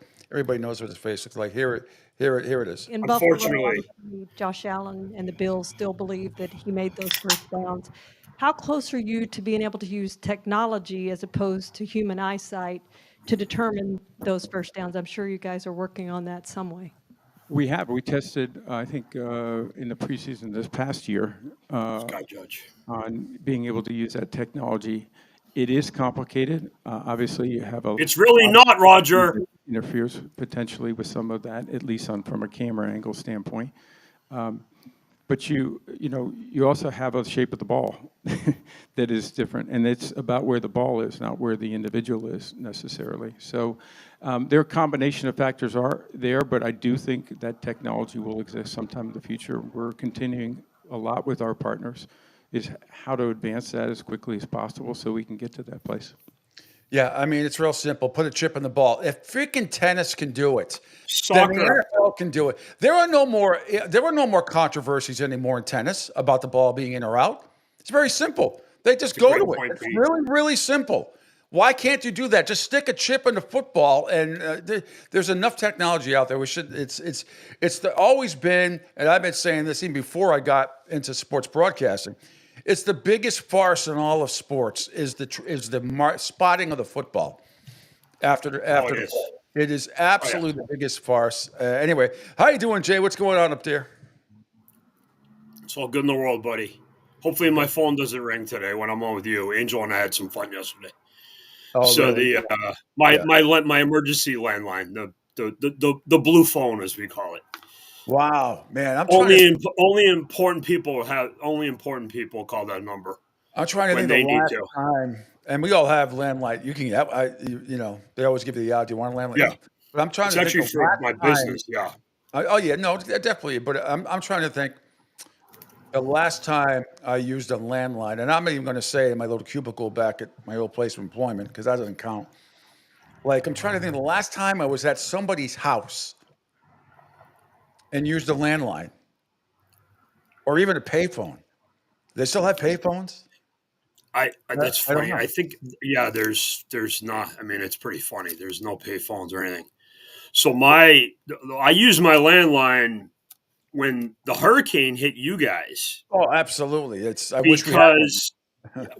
Because my cell tower, I use Consumer Cellular, and their cell towers are based in Florida, so a lot of them went in and out. So my phone was kind of shaky. So for a couple of days, I used my landline, which is supposed to be for my business, which of course is Beaves World. So there you go. So, but I also had. Yeah. On Sunday, we lost Wi-Fi here for 1:30. Oh no! Yeah, 1:30 in the afternoon. Did not get it back until 5 o'clock in the morning yesterday. So I had to sit there like a peasant and watch the Sixers Celtics game on my phone. Thank God I could get at least 2 bars. So I only on my phone. I can't do it through my TV. I can't do it the comeback game too. Yeah. Oh yeah, but I'm saying it says you're so lost without if Wi-Fi goes down, it's like your life ceases to exist, especially for those who work at home. And not to mention possible medical condition for some of the elderly people out there. Yeah. The Wi-Fi goes down, you can't call out, or you don't have enough. You're not in an area where the bars aren't strong enough, so you can go off Wi-Fi. But anyway, we digress. So no, I got to give you, because you just walked into it. I have to give you a Tommy Super Bowl story, because this, of course, I'm doing every day, because Tom won 7 Super Bowls. I'm wearing in order the Super Bowl shirts. This is the 03 game against Carolina. Yep. Yes, it really is this old. Look how beat up this thing is. Yeah. It's very much like the old and dirty. So before the Atlanta game in 2016, I had just moved after being in the same place I was for 13 years. And early in the morning, the power went out. and a lot of the town, Ann Arbor, went out. A lot of power went out. Mhm. And I'm already on edge because it's a Super Bowl. Tommy's mother's thing is going on. It's now public. We under no scenario can we lose this game. Under none, nothing. There is no scenario acceptable losing this game. Power's out till about 4:00. That's when I'm leaving to go to work and go watch the game at Pizza House, the Garage Bar. The Garage Bar first year was open next to Pizza House, and I work there. All right. Power comes on, everything works out, but I go in and see the owners, and they're with their families, and I go, I have a really bad feeling about today and how this might go. Because another thing that happened, this is going to make Angel happy. The 2017 game, we'll talk about that in a minute. The Philadelphia game had another omen that was bad, but obviously things worked out. And obviously 28-3. So Angel, my 2017 story. Very rarely do I go to the store on Sunday during the NFL, but I figure it's a Super Bowl. Things. It's a late game. Don't worry about it. I go to the Super Bowl. It's a Super Bowl. I go to the supermarket. Yep. Who's walking around with an Eagles jersey? John Runyon Jr. I was here with John's dad, and little Runyon's my buddy, and I just had a bad feeling after that happened. And we had Malcolm Butler and the rules changes, which they enforced with the Clements catch in the back of the end zone and a whole bunch of other crap that happened. And you and I got angry and were swearing at the TV. Yeah. So that was a bad loss, man. Well, yeah, but you take the good and the bad, just getting there. And like I said, was it Monsieur Tennyson who said it was better to have loved and lost than to have never loved at all, which is what I tell all Lions fans and Buffalo Bills fans. There's a lot of people that, despite the fact that I'm official and all that stuff, I still think people don't enjoy the journey. I enjoy the journey.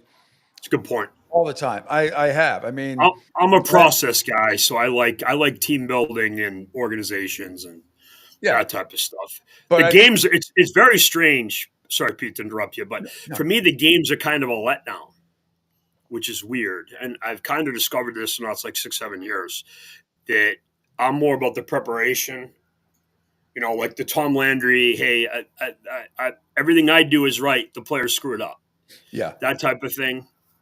Like I use the Malcolm Butler thing and all the other bad decisions. Like but the thing is, McDermott. The Patriots have been the exception to the rule because all the Super Bowls come down the wire.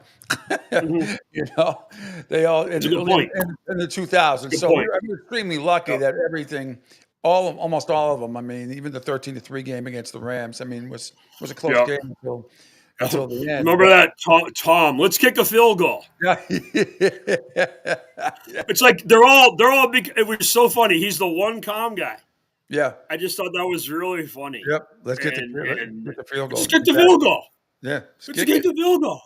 Let's kick it. And just the way he said it, and very much not. I'm going to make Angel smile, but Nick Foles. Hey, what's Run Philly special? He did the same thing. He was very calm. Of course, nobody knows who the hell Nick Foles is, so that's part of they still don't. Bill. And the irony of the whole thing is Brady had his best Super Bowl ever.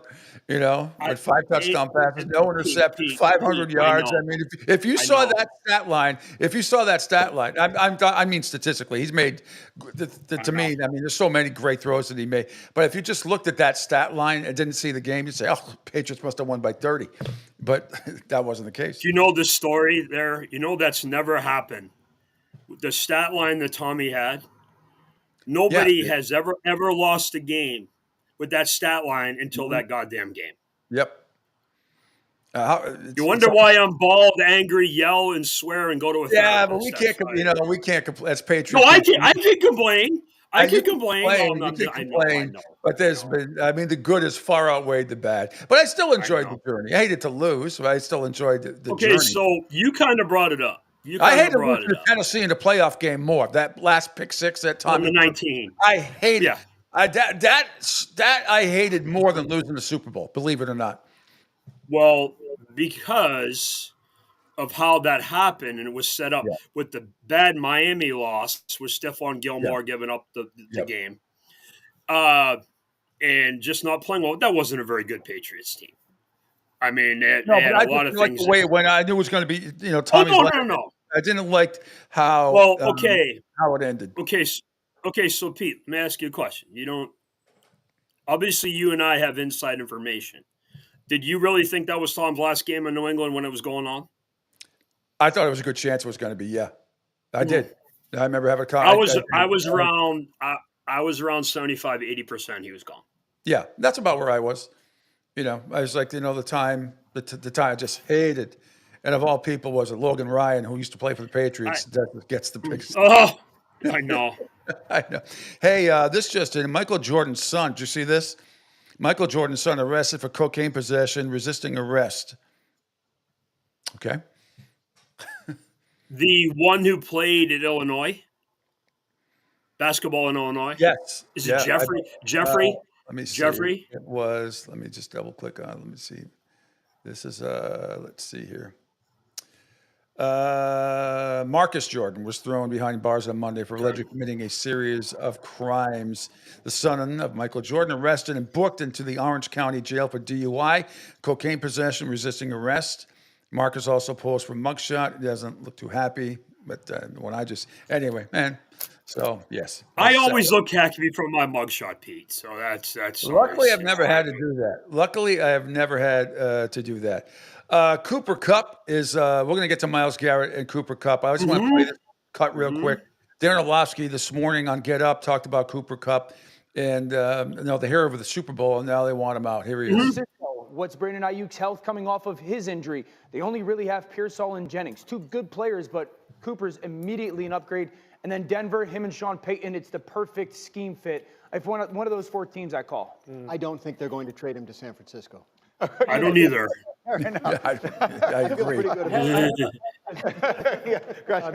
I understand the point you're making there, but those are it makes sense, right? But if the Rams have any control over where he goes, I doubt it's going to. But to your point, yes, but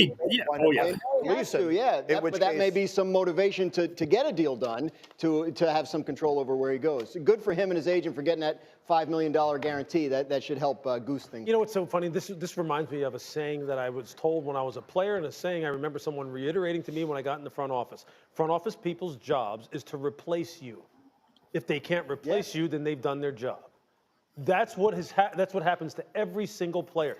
Puka Nakua's emergence has made Cooper Kupp one of the guys who you look at and you go, he was the hero of their Super Bowl run. MVP. Now all of a sudden he's expendable. It's the thing about shocking that he's become that player that every once in a while he'll make a catch and you'll say to yourself, "Oh yeah, right." Well, he made a gazillion of them against the Patriots this year, both of them in that race. Oh yeah, like this 75-yard walk-off, the touchdown with nobody near him, I just if I'm the Patriots, I'm all over it. I hope they're going to do their due diligence and at least inquire. I get it. Okay. The Myles Garrett thing is going to be almost next to impossible. That's for any team. With that money, $36.2 million, a dead cap hit for the Browns. I don't know. We'll get to that. Let's start with Cooper Kupp, but I don't know how the Browns are going to deal Myles Garrett. Okay, so let's talk about Cooper Kupp. I don't think he makes a lot of sense for the Patriots, and let me explain. He's not going to be there when they're good again. Now, could he come in and clean up a wide receiver room, which is a bunch of knuckleheads? Maybe. But isn't that supposed to be Kendrick Bourne's job? I think they have bigger targets. I think A.J. Brown is realistic.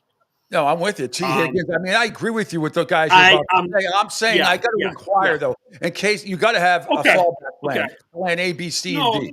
So they got I can be talked into it. I don't care if he's your second guy, whatever it is. He becomes your. They have nobody right now.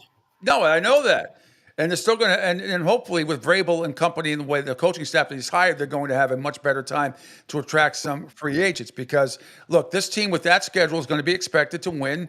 I'm telling you, like 8 or 9 games next year, and they're going to be talked about. I believe they will be playing better at the end of the season, obviously, and I do think, they could possibly be back in the hunt for a playoff spot next year. So why not It could be the Why not Commanders of shock this the year. world? Huh? This year, They I could be should the say. they could be the Commanders of this season. Yeah, I could live with that. Because the coaching upgrade, and I hate beating on Gerard, but it's reality.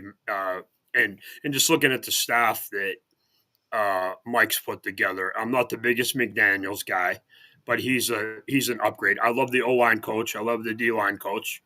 I'm always a line of scrimmage guy. So you have the line of scrimmage covered. You know, they got Christian Gonzalez. They got Drake May. And I read something today, Jay, I read something today that Dante Scarnecchia may be hanging around as a kind of an advisor, which is fine for me, one of the best of all time, if not the best offensive line coach of all time. Okay, so he's tight with my agent, and he helps out. He helps out. You probably know who my agent is. His initials are BB. His initials are BB.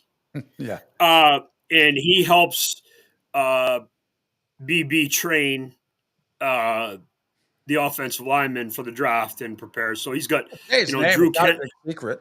Brad Blank. Brad Blank. There you go. Glenn's agent. There you go. I had a good agent, Kim Zayati at Blue Sky Sports, but Brad would have been my second. But I had Kim. So, but Brad, we'll have Brad. Brad doesn't like to talk.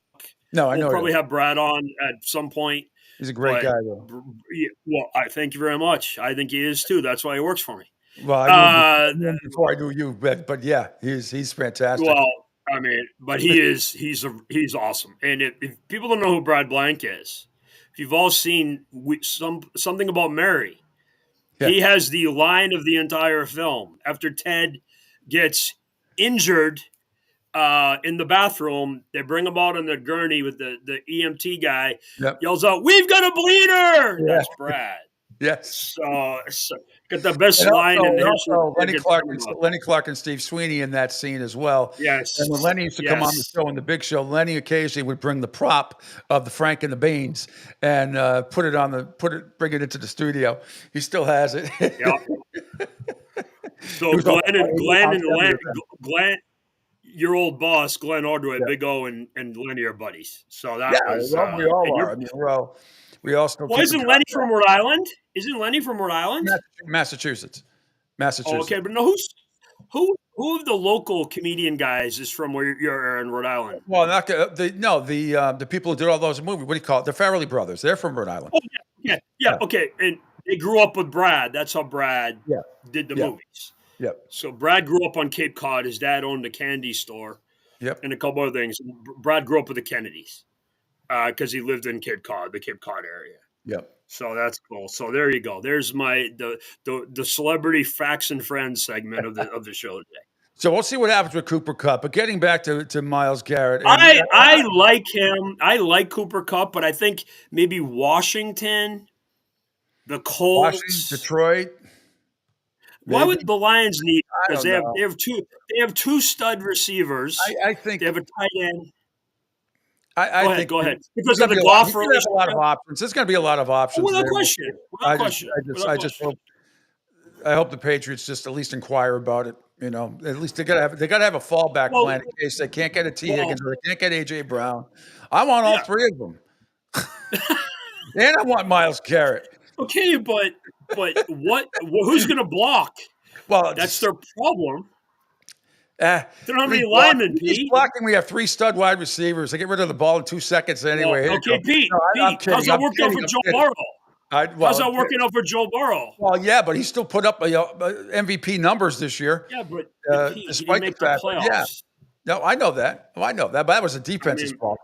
He can't play defense too. Well, that's a big part of it. He's putting up all those points, and they can't stop anybody.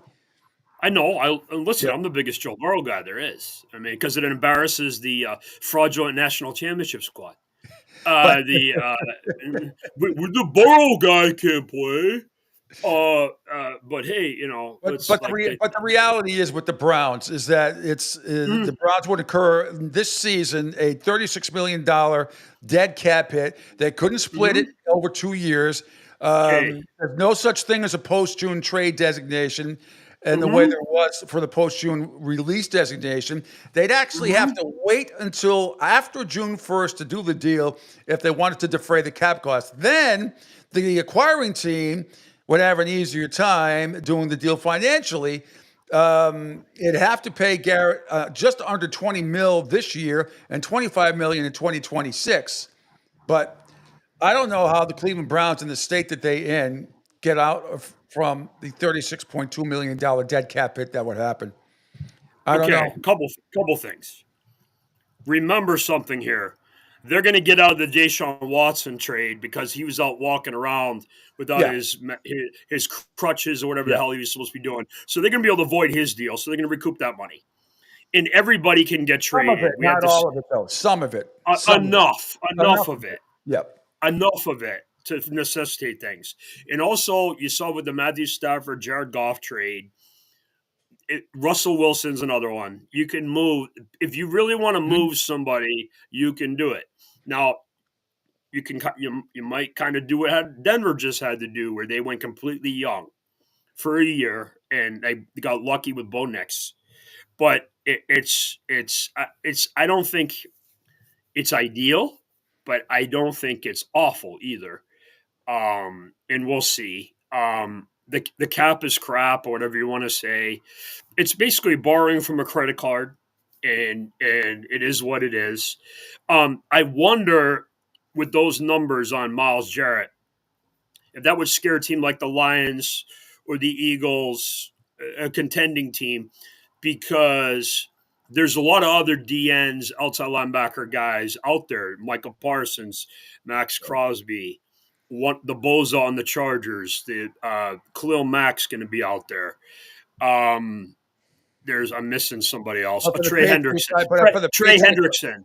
But with everybody out there and receivers and all that stuff, this guy would be my number one target right now. I would try for the Patriots. For the Patriots, Myles Garrett would be an absolute steal if they could somehow get him on that team over the receivers. He would be my first out of everybody that's available right now in free agent or potential. He's the guy that I would go after. I think he'd be a really good fit for this team. It would just. He want to leave a bad team to go to another bad team. But they're not going to be bad this year. How do you know that? Be bad. They're going to be in that 8-9 win category. I really believe that. That schedule should be. They should be in that 8 or 9 win category. I don't think this is not going to be last year's team. And certainly having Vrabel, having Josh McDaniels, having a new defensive coordinator, all that stuff. It's got to come into play. Now, whether the Patriots are crafty enough to try to do this deal, or whether the Browns, they may be true to their word, say they're not trading him. And then what happens? They're going to trade him. They're going to trade him. So just as an example, the Patriots tax situation in the state of Massachusetts, the athlete tax and all this other stuff. So then suppose you got Todd Bowles, Jason Light, and the Buccaneers come calling. You have no state income tax. The Dallas Cowboys come calling. They don't have a state income tax. I get all that, Jay, and you're not wrong. Obviously, you're right. These guys look at this stuff. Believe it or not, I know they do, but they also want to win. And somebody like a Mike Vrabel may actually have some influence, and maybe he sees the situation in New England and doesn't. I mean, obviously, Tampa's in a better situation than the Patriots are. Right now, no question. I don't think it's as easy as you think it is going to be for the Browns to trade him. I just don't. I think it's going to be a lot more difficult. I'm not saying it can't happen. I'm saying it's going to be very difficult to see what they do here. Okay. And after Myles that's where Myles can use his leverage, because he can make it harder for them. Because remember, a lot of these things, the monies get due by certain dates, like June 1st, and you just mentioned a couple of reasons. It's going to be very difficult before that for this to happen. He might now after June 1st, I'll grant you that. But is he going to wait around that long? You're almost into you passed OTA. You passed OTAs, so you're already into mini camps, or just about to be. So they want to wait till after June 1st and gamble. That's on them. Okay, so let me talk about the Patriots, and this is where the reality of the world comes in. I'm gonna because when you come to Uncle Jay tells you like it is. Here's the reality of the Patriots. Okay. What the hell have they won without Tom Brady? Well, they made a playoffs with Mac Brown. Well, there you go. With all the leftover players when Tom was there. Okay. But that was 5 years ago. Okay, and 5 years ago in this league is an eternity. Mac Brown wasn't 5 years ago. Mac Jones, it was in 20. Mac Jones was in 20. It was in 21. No, 21. So 4 years ago, right? All right. Well, the last 2 years. Yeah. By the way, if you're going to use Mac Jones, Mac Jones as a selling point to free agents, hey, look, we ruined this kid. No, I'm saying that come here. They got to the playoffs with him. They were actually with the number one. And they seed got beat 50. They got beat 55 to 10. They got hammered. But the Patriots have the most salary cap money underneath the cap. We all know with that. Cheap owners, high taxes. You know, but Jay, you've given up. Then why watch the? So you never think they're going to be competitive again? That's ridiculous. That's what you're saying. That's what you're saying. No. Listen, Pete. When you're going to buy a house or you're going to move to a neighborhood. Forget all that bullshit. Forget all that crap. Forget all that nonsense. Let me finish. What you just said makes no sense because according to you, the Patriots will never be competitive again because no, they're not. But the tax. I'm comparing them to another. I'm not talking about taxes. You hate the crafts, and that's never going to change. And you think they're going to suck for the next decade. Well, I think you're wrong. They're not going to suck. I think you're wrong. Whatever personal vendetta you have against them, you're wrong. If you think they're not going to be competitive again, you're crazy because they will be. No. Let me talk. They'll never be competitive again. Jay Flanley, Ann Arbor, Michigan can do no wrong, and the Patriots will never be competitive again. That's what you basically just said. Yeah. No, but they're going to be good probably in 2 years. But the reality of it. Why would 2 years? The owners are awful. The state tax. How they're going to be? How they're going to do? Those Cowboys owners bad, and they're good. Lives in Florida and Texas, so everybody's going through the same bullshit in a lot of states with the tax. Let me finish. When I say I'm using the analogy. What analogy? When you go to move to a home or an area. You look for certain things. What is on the Patriots to help Myles Jarrett be good? What is on the potential? You got a franchise quarterback there. You got a hell of a potential is. You haven't done anything, and you have one of the best ownerships in the league, regardless of what you say they are. They're not good. Yeah, they're not stop, good owners. Stop it with that. I don't know what vendettas you have against them or what. No one is perfect. I'm not saying that. They are a hell of a lot better. What do you want them to be, the Browns? No, I'm not going to do timeout. I'm not going to let you get away with those ridiculous comments. So let's be the Cleveland Browns. Let's do that. I'm sure they're nice people. They're great. I don't care. I'm not talking about the Browns. Pete, what if the Crafts won without Bill Parcells, Bill Belichick, and Tom Brady? Okay, what do you want to do? We want to play that game. Let's do that with every team in the NFL. Because they're not there. They're not there. No, you can't play that game, Jay. I can do that with every team in the league. I can do that with every team in the league if I want to play. Not everybody's the Lakers. Not everybody's the Lakers and works with the Lakers. League. What have they done besides winning the bubble in 2020? That's my point.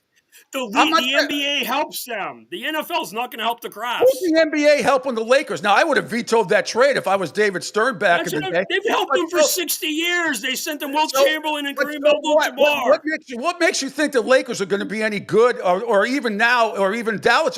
What makes you think the Lakers are going to be any good? LeBron's not going to be there in 2 years. Doncic is fat and can't stay on the floor despite him being a great player.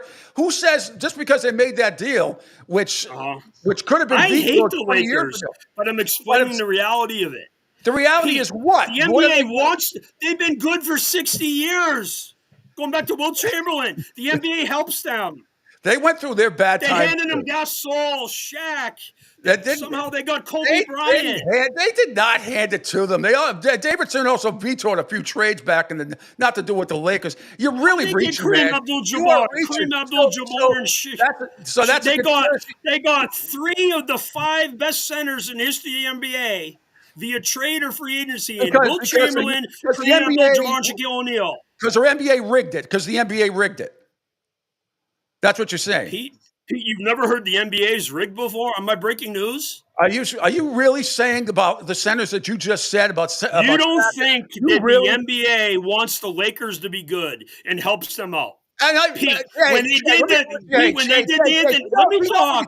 Do you know how many? I'm not going to let you talk. You're being ridiculous today. You know how many times I've heard over the years about how the NBA is better with the Knicks, how the NBA is better with the Celtics, how the NBA is better with the Lakers. Yeah, fine. But you know what? The Knicks have been that team you're talking about for 40 years. They have been that team. The Knicks have been that team. They're the ones. Oh, the NBA is better when the Knicks. Look. People want to play here. They want to play there. You're just driving my point with the Patrick Ewing, the frozen envelope. They want to play. You're making my point with the Knicks with the frozen envelope. And you think that was real? You think a frozen envelope was real? Do you really believe that? Talk to Glenn about that. Talk to Glenn about that. Ask Glenn about it. It's bullshit. Absolute bullshit. That's stupid Nick conspiracy people or haters out there. Oh, the NBA wanted Patrick Ewing. That has been disproved so many times in so many ways in so many documentaries. That is ridiculous. And they still didn't win anything with them. They won some playoff games. They didn't win to the NBA finals. title. They got to the finals and lost to Houston with the Kings. So what? So the other Knicks teams have gone close too. They get close but no cigar. The Knicks have been exactly what you've been talking about for actually 50 years. They've won nothing. And they have been that team that, the NBA is better with the Knicks. Please. The NBA is better with the Celtics, too, being where they are. Well, the Celtics are good.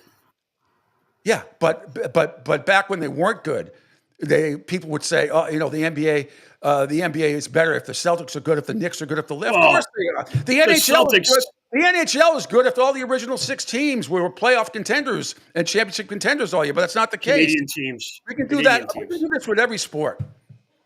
I'm sorry. It's just you've got my dandruff. I hit a nerve. No, listen, because the way you're talking, I'm a show me guy, Pete. I'm sorry if I don't believe in the crafts and hold pom poms for them.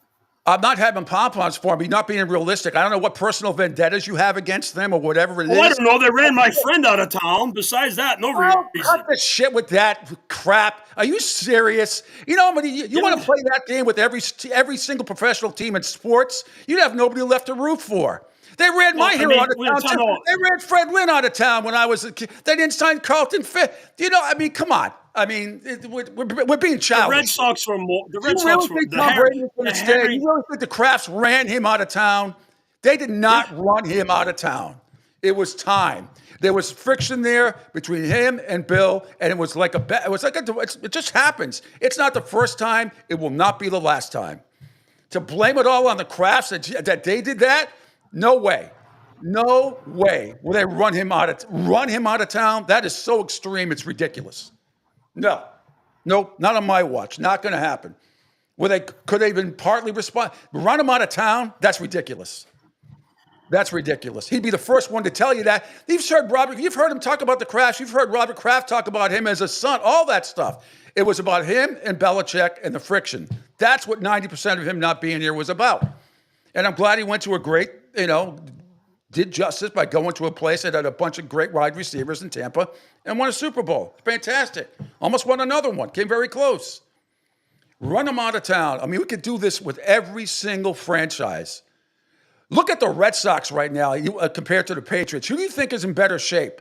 As bad as the Patriots were the last season. What team do you think what organization is in better shape do you think right now? The Red Sox or the Patriots? Believe it or not, right now the Red Sox are their farm system guys. Bullshit. And their current team. Pete, let me talk and stop yelling. They were about a 500 team last year. They were about a 500 team last year, right? They added Garrett Crochet, and they have the number 1 farm system in baseball coming. Their team is way better than the Patriots. Patriots won like 4 games.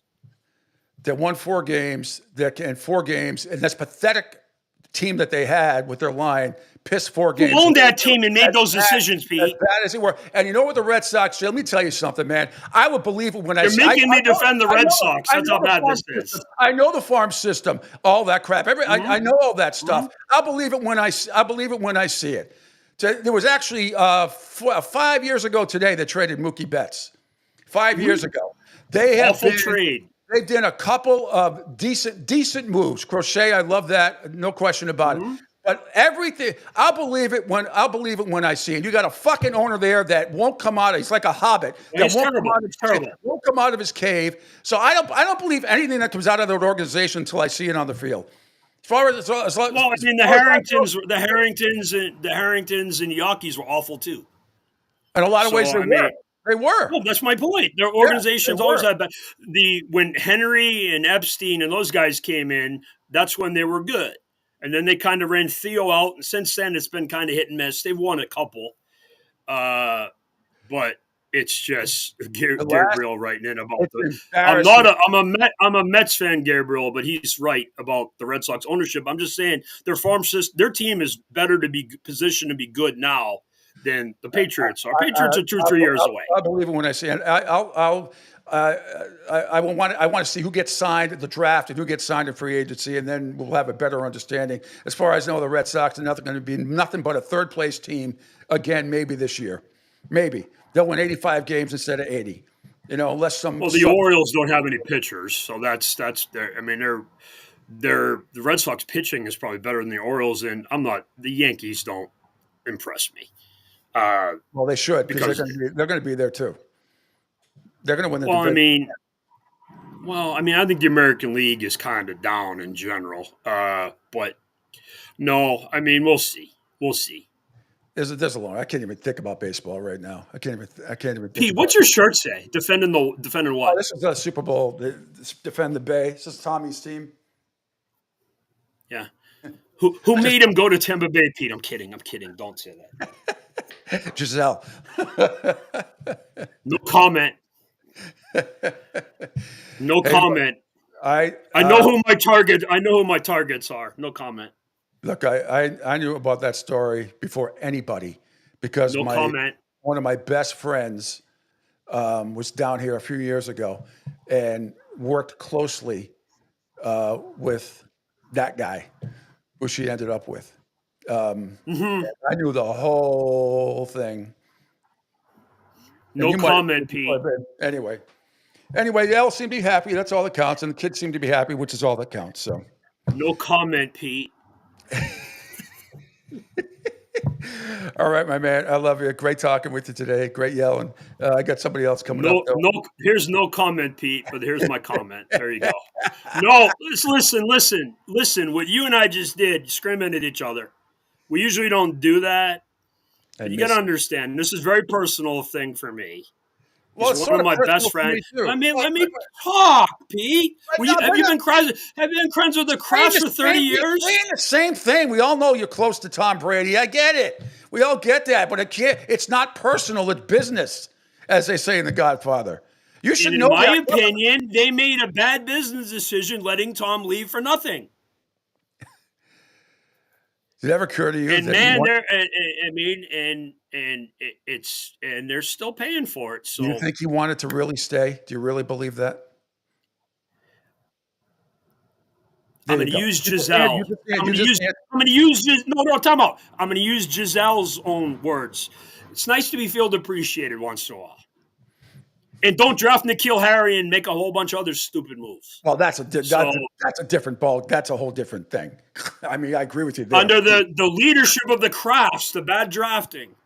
So I'm going to go before you kill me. Besides Terry Glenn, the Krafts have pretty much stayed out of the way. So, all right, Jay. Okay, so by the way, real quick, I like the Eagles in the Super Bowl. Thank you. I think this is the line of scrimmage game, both sides of the ball. The Chiefs have to stop Barkley, and the Eagles pass rusher guys have to beat the depleted Chiefs O-line. They're moving Thuney over, cures one tackle problem. It creates the guard problem, and the guards are going to be blocking Jalen Carter, Jordan Davis, and friends. That's not good. MVP, Saquon Barkley. Eagles are going to win despite the officiating, but will absolutely go. Okay, so timeout. If Barkley gets the MVP, does Joe Shane have a job on Monday? Oh, well, he shouldn't have a job now. They already said he's coming. No, he shouldn't. That's the. I'm waiting for Mr. Maher to throw him in the Hudson River. Okay, buddy, go do your thing. You know I love you, Pete. Even though we're having the Texas death match later over the Krafts. That's just football. They don't give a shit about us anyway. All right, Jay. All the best. No, it's okay, brother. Talk to you later, buddy. Bye-bye. All right. I will, brother. You too. Here she is. It's not her usual Taylor Swift song. And I know. I think technically I asked for this a long time ago. I think you hate this song. It's Sheila Buck, longtime radio personality, voiceover, extraordinary actress. You don't have to give all my accolades every time I talk to you, man. You know what? Nobody gives a crap. So I forgot if you like this song or not, because I'm sure you heard it your whole life, right? Yeah, Well, 30 it's from years the of 80s, broadcasting. Yeah, it's cool. I'm okay. Mentally, I've just tuned you out. What'd you say? Oh, Steve. Oh.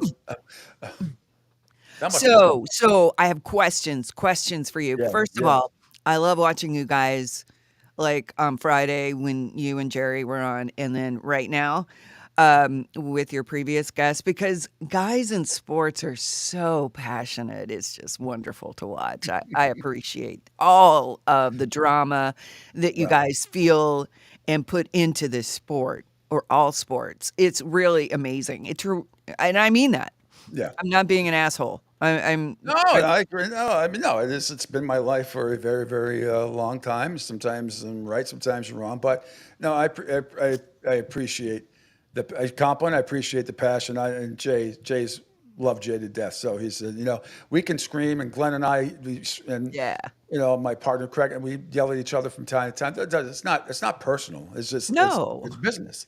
It's what you feel, and it's the same way a lot of women like TV shows like that. That they can see. Oh, they're so romantic and that crap.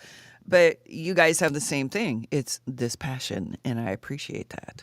I put up yesterday. Angel and I were talking about it, about the people who are going to sing at pregame and halftime, and all that stuff. Not only did I not know most of the people. Right. I didn't know any of the songs. They seemed kind of lame, from Kill Bill. What was the other one? Angel's not there. What was one of her other hits? Za, S-Z-A, Za. SZA. Is that what it is? SZA? Yeah. Not Za? It's SZA? See, I'm already learning. I'm pretty sure that's what it is. I mean, I've never had to hits, introduce music like that. One of her hits is Kill Bill, which we played, which is kind of a downer anyway. And the other one was like, I don't know, Mop Up My Shit or something like this.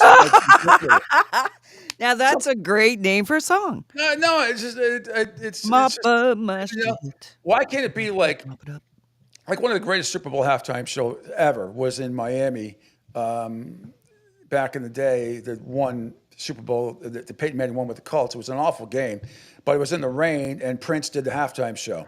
Yes. That was amazing. That was the best.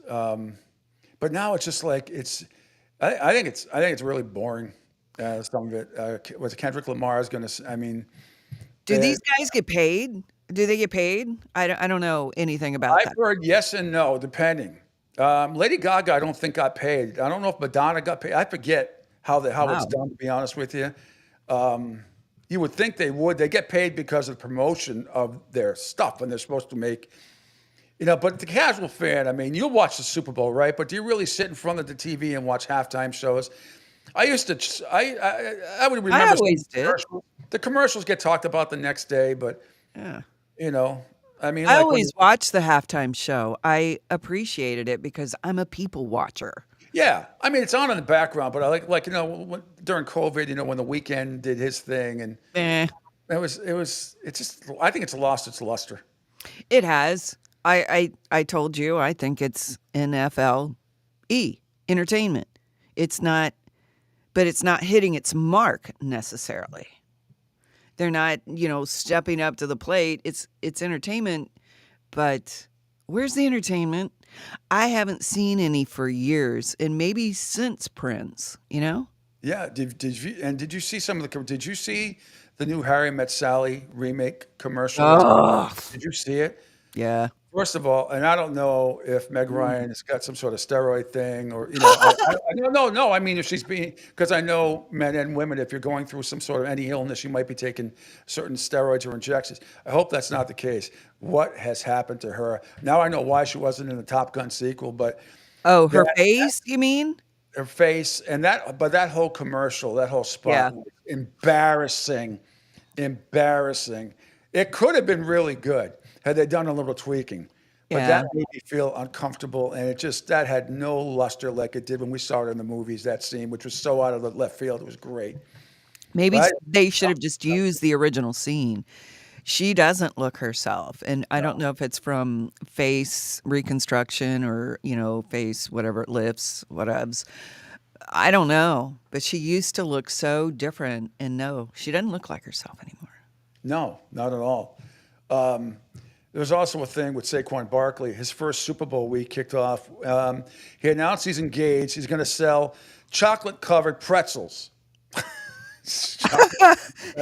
Why is he going to do that? Getting paid. While presumably Well, snacking on Flips, Flipz pretzels. I don't think I've ever had a Flips pretzel. He announced he's finally putting a ring on baby mama Anna Congdon's finger after nearly a decade of dating and producing offspring. wow. Seems like a long buildup right there, you know? And the most important part is probably the pretzels. Have you ever had these, the Girl Scout pretzels? They're thin mint cookie coated pretzels. They're amazing. I have not had that. I mean, a lot of times I have to be, I don't eat a lot of cookies that aren't sugar free because I'm I type 2. know. You can't have But I can still have a Girl Scout cookie or a couple here or there. I haven't had that. I think I probably had every Girl Scout cookie, but now you have to mortgage your house to buy a Girl Scout cookies because it's off the chart. I know. It's off the chart. I used to sell them for $2.50 a box or $2 a box when I was a Girl Scout. What are they now? 10? I don't know. I won't buy them because they're just outrageous. You do what I do when we'll go into Publix or any market or anybody and you see them out there and you kind of just don't make eye contact. First of all, I don't have cash, so I don't know if they have credit card machine. I mean, nobody carries cash around anymore usually, with very few exceptions. So it's not usually a lot of cash. Credit cards, Just drug dealers, you know. It's like it's like what do you call it? During Christmas time, the Salvation Army. Okay. Oh yeah, they're bell ringers. Yes. I get it, and it's a wonderful cause and all that stuff. And again, I've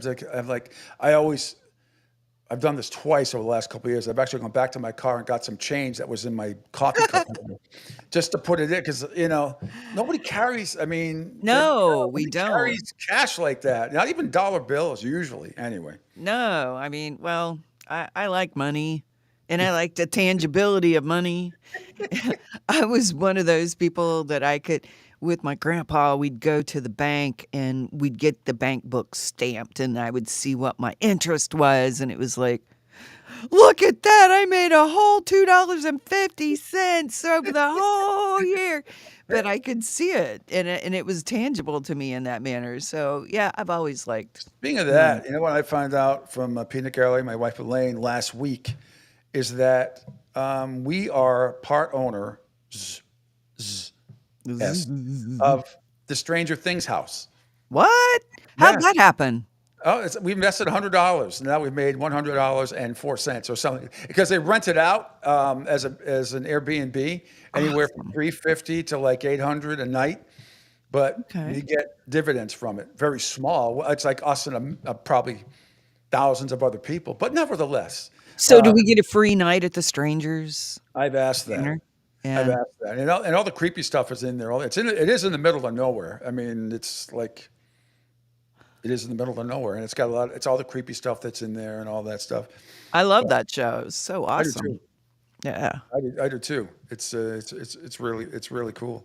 Again, Sheila Buck joining us here, longtime radio personality and voiceover and actress and all that stuff. Just silly. It's not silly. You don't have a Twitter account. No, I don't have time. Well, but it makes it easier for me to promote you when you use a Twitter account instead of it coming up in black letters, Sheila Book, where you. All right, we'll talk about this. No, Facebook is fine because I got the link to the Facebook page. That's fine. Oh, the house is in Georgia. Okay. Oh, really? Okay, well, that's not too far to drive. At least that's drivable. Yeah, no question about it.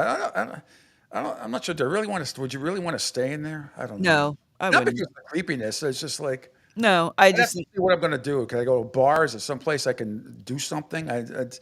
I'm not good with solitude. I can be by myself, but to go to by myself, like you see all these great bungalows like in Bora Bora. Remember that episode of Frasier when you go? I mean, there's all these really expensive areas, and you can have a beautiful house on your own on the ocean, and dolphins can come up. But if you're by yourself, and I guess if he wants, I mean, there's no bar or anything or anybody, any people watching to see. Just like, I would go, I'd be like Jack Nicholson in The Signing. I'd start throwing tennis balls up against the house, you know? Right. You would lose your ever loving mind, man. I But need I could people. sit and stare in the ocean and watch the dolphins probably a good couple days and not miss people.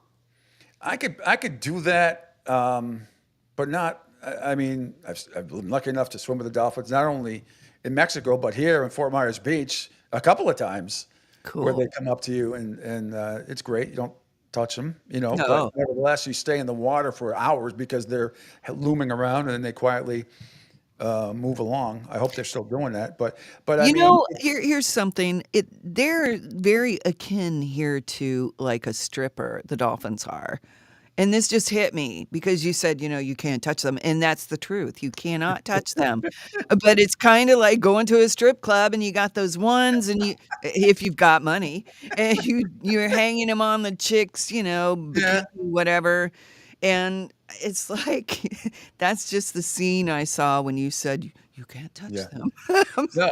But they're a lot like strippers. You Yeah, it gets, got to talk to the boss. You know, yes. to talk to the boss, the big boss, the big dolphin man. Yep. Okay. $500 Well, in anyway, the back room. But anyway, we digress. But so what is your routine going to be for Super Bowl Sunday? You don't care. Just going to turn it on. Like I don't do any of the pregame stuff. There's other games that are on that I don't sit there and watch. It used to be like a 2-hour pregame show. Now it's like a 22-hour pregame show. Yeah. I don't need by Sunday. I don't need anybody telling me anything that I don't already know. But and you're so attuned to all of this anyway that really you already know what's going on. It's not like a whole lot of new things are going to happen behind the scenes at all, unless somebody gets pulled over for a DUI or whatever. Hey, it's happened.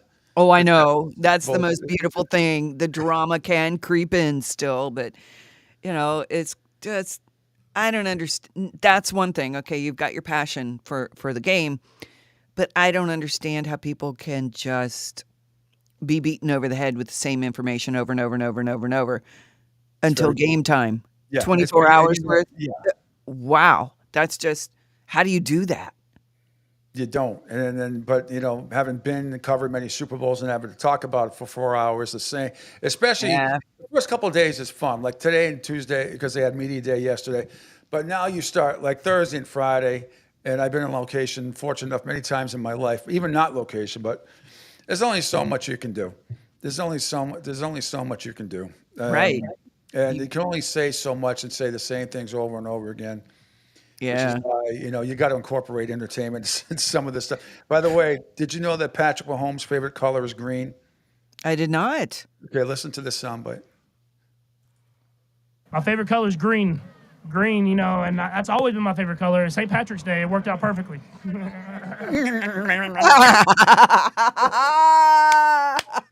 favorite color is green. Green, and that's always been my favorite color. St. Patrick's Day, it worked out perfectly. I want that as a ringtone. Oh my God, that's awesome. It's like Peter Griffin. And now Patrick Mahomes is a stoner in the off season, right? Yeah. Well, people say Peter Griffin. He sounds like Kermit, Fozzie Bear at times. Yeah. I love Patrick. It's funny because Todd Bowles has another, and Angel Martinez knows. Every time Todd Bowles speaks, the head coach of the Tampa Bay Buccaneers, I always go back to Beverly Hills Cop. You're not going to fall for the banana in the tailpipe because that's how he sounds. Just like that guy. Yeah. Yeah. I love it when the people that we've got in our face a lot have their doppelgangers on cartoons, especially. Cartoon doppelgangers are the best because I'll relive that in my life forever. No, you're a cartoon girl like I am, cartoon person. Stuff. I don't care if it's. I think you got me into Archer way back. Yeah. You did, and Bob's Burgers, and that's my escape. Although I haven't seen, but Family Guy. I don't know why Family Guy. Maybe why hasn't Family Guy come up with? They've only had 2 new episodes in the year, and I don't know what's going on with production or what. But it's like season 20, season 25, season 16. has not come out yet. I don't get it. It's been a long time. Well, okay, you just said the reason right there. It's season 16, and you know how much he's been doing. He had all these other shows he was dealing with, writing. So you can yell at be more funny, but how are you going to be more funny if you don't have time to True. Yeah. sit and watch people and think of silly, crazy things? If you don't have some off time, you can't perform. Seriously. No, it's and you got to get everybody together as well. But it's so well done. You see the animation from the first season to now. It's Yeah. like night and day. Yeah. How much progress has been made. But I think Seth is brilliant. I think he He should be is. host the Oscars every single year. I mean, the greatest song ever in the history of the Oscars was "We Saw Your Boobs." Oh, yeah. Oh, And and speaking of boobs, Yeah. did you see Kanye West's? I don't Yeah. know what that. Jeez, Was that fake Louise. or was that real? That I leotard, whatever that was she had on. Was uh, that real? I believe so. It was she just a see-through dress that she kept tugging on to cover up what everybody could see anyway. I mean, I was just stunned. What the heck is going on between those two? I don't know. That's just I weirdness. I don't know. First, I thought it was a bodysuit, like you see, or something that was outlined and everything else. But it's like, I don't It think wasn't I don't think it's sexy if that's what she was going for. I don't like that. you. Not for me. I mean, and what kind of guy is he? I mean, we all know he's whacked out, but I mean, really?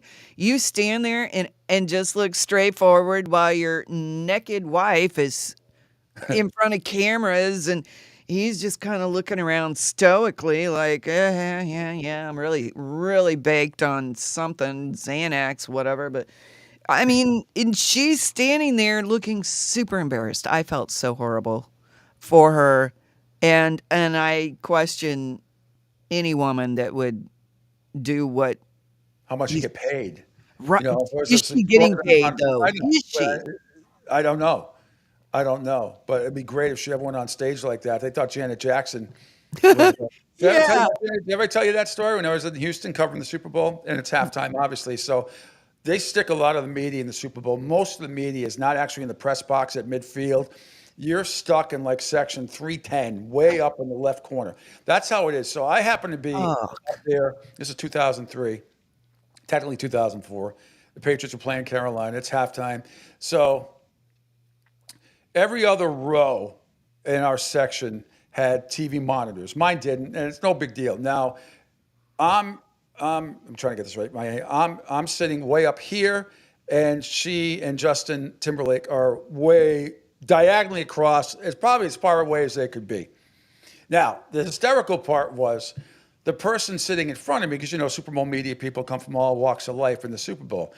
About from me here to there in the row next to me, in front of me, is Andy Rooney from 60 Minutes. So I'm looking at stat sheets. I'm not even paying attention to them singing because I don't really give a shit what's going on. And all of a sudden, only because he's watching the monitor and I wasn't, he's watching his monitor, he goes, well, that's interesting. and a lot of people weren't around when he said it because they were out going to the bathroom and everything else. And I looked up and I'm like, what do you mean by that? And I really didn't know what happened until after the game happened. And I said, holy shit, Andy Rooney saw it. And he went, well, that's interesting. And I know that's what he was talking about. That's amazing. That man, what an icon. I loved him. I loved listening to his stories and everything. But wow, to have Andy Rooney see the nip slip. Woo. Yep. Oh my gosh. I wonder how Janet Jackson feels about that. Oh, but it was so. Was that It's not nothing. That game got more. That part got more promotion than the game. It's all anybody wanted to talk about after the game. I had to do the post-game show that night, and the Patriots and everything else, and win, beat Carolina out of here. Nope, let's talk about Nipplegate. It's just yeah. Yeah. It's just like okay. I'll talk about it again. Go ahead. Elaine showed her had her nipple, and in a Seinfeld episode, it was a Christmas card by accident, but yeah.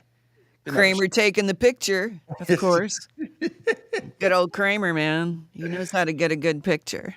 Now, where are you watching the Super Bowl? Are you just staying home with your significant other? Are you going to go out and, or both, a little of both? Any parties that you're invited to? Or Oh, I thought I was coming to your house, but I no, won't I'm be at kidding. my house. You won't? Where are you going to No, be? we'll be at my good friends Dave and Marie's house, and they throw an absolutely ridiculous bash. We all bring the food is off the chart ridiculous. So we've been doing that for years like 8 years. Yeah.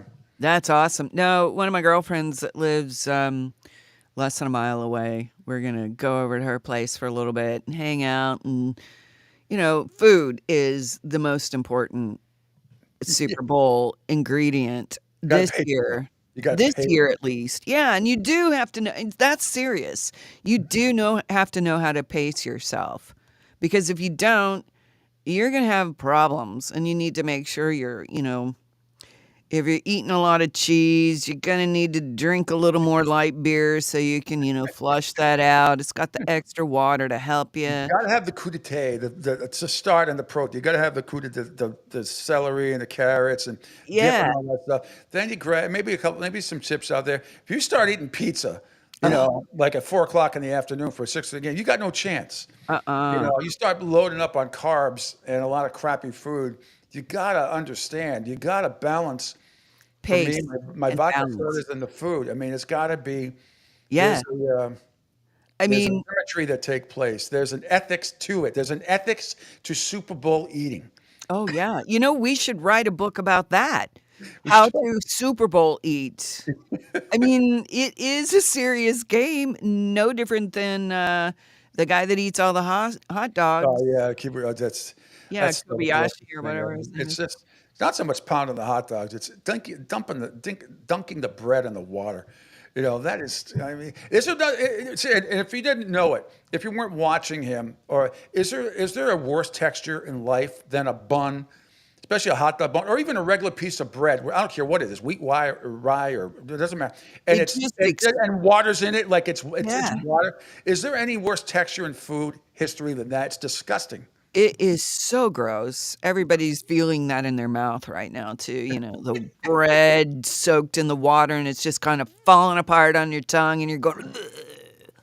Yeah, no, man. And the thing is, though, his poor intestines, I feel so bad for them because hot dogs are so bad for you. And here you are, you're cramming as many down your gullet that you can. And I'm sitting there going, these are particularly because you don't know really what's in them, but right. But I'll tell you what. I don't have them often, but man, they are very good. We actually got one of those hot dog steamers. Oh, you can put sausage in it too, but oh my God, it smokes the hot dog. It makes it taste so freaking good, and you can steam the buns on top while it's cooking. Very, very simple. You just plug it in. Turn it on, put some water in the bottom. It is really, I got to say, it's pretty tasty. I do love hot dogs, but my mom takes the cake. I mean, really? Yeah, she's 86 years old, and she just craves hot dogs on the reg. She's always wanting hot dog. Let's just stop here before we go to the casino and get us a hot dog. Mom, no, how about we have a salad? Oh, no, I don't want a salad. Can we have a salad? No. I mean, she's not a drinker or anything, but she's got to have her hot dogs and then get on to the casino, baby. Let's go. Let's go. That's on, but it is. And my wife came up with this little snack. You said pretzels earlier. Oh yeah. She came up with a great invention. You got to have the square pretzels. Not the big ones. Just regular size, like the square pretzels. Some or in the back, and you put a Rolo on top of it, and then you bake it in the toaster oven or your oven for like 350 for like 8 to 10 minutes. And then you let it rest. Oh my God, it's like a s'mores, but not, But a Rolo, it has to be a Rolo. Yeah, that sounds so good. Bake them in the oven. For like 8 minutes at 350 or 300 or 325, whatever it is. Wow. And you let it rest for like 10 minutes. Oh my God. Snack. Wow. That just sounds amazing. I love food. That's one of my favorite things is to eat. You like to cook? Excuse me. Yes, I do. That's good.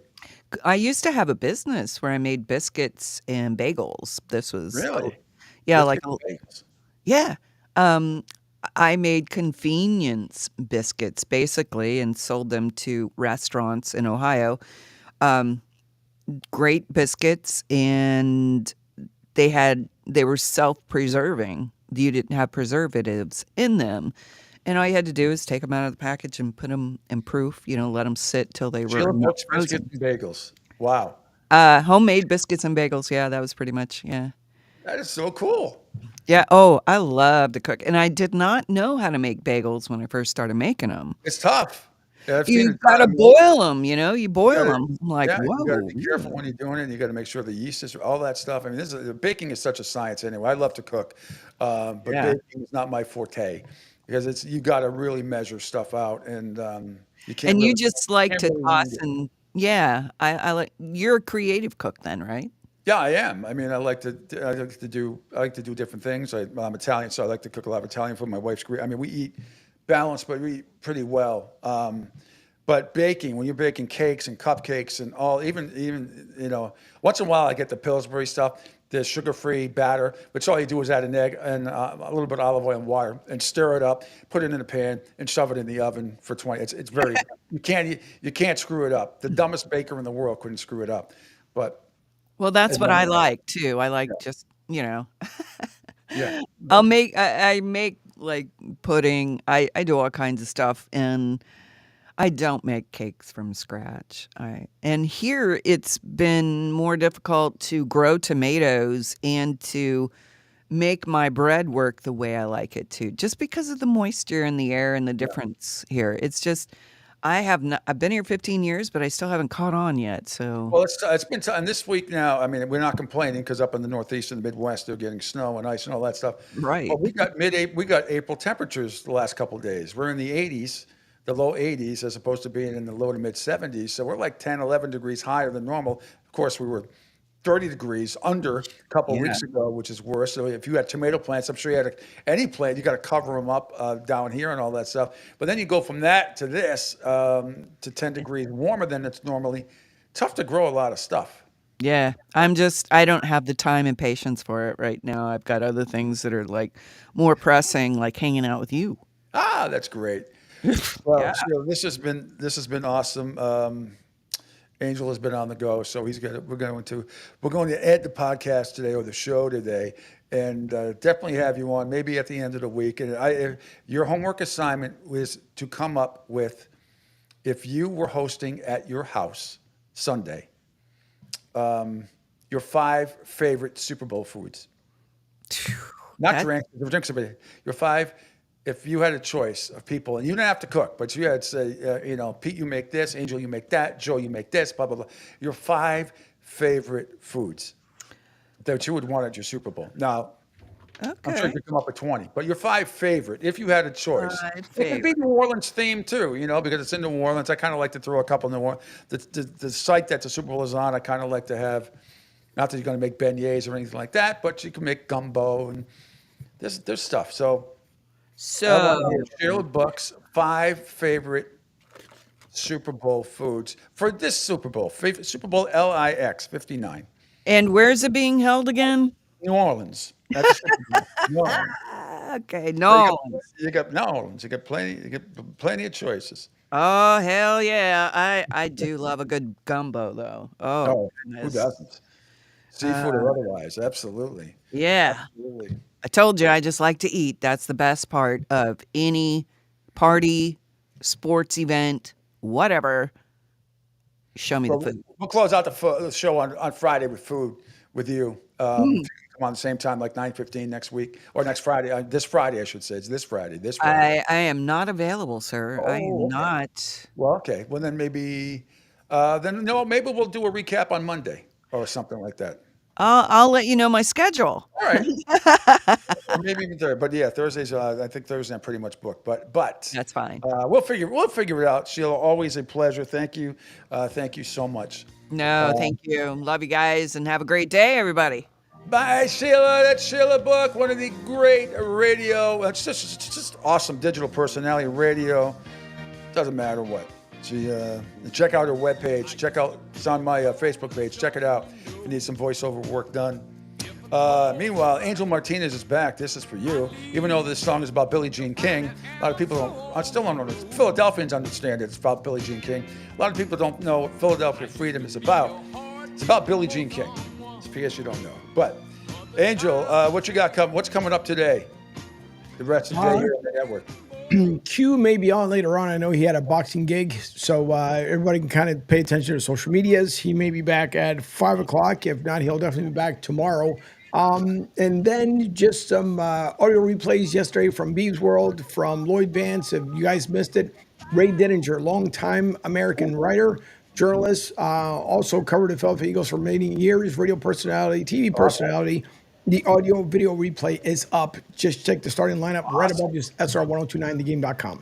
All right. I'm back tomorrow morning at 7 a.m. with more shenanigans. And, there'll definitely be more shenanigans, okay? There'll definitely be more shenanigans coming up. And just remember. My favorite color is green. Green, and that's always been my favorite color. St. Patrick's Day, it works out perfect. We're back tomorrow at 7 a.m., Angel. See ya. Bye-bye.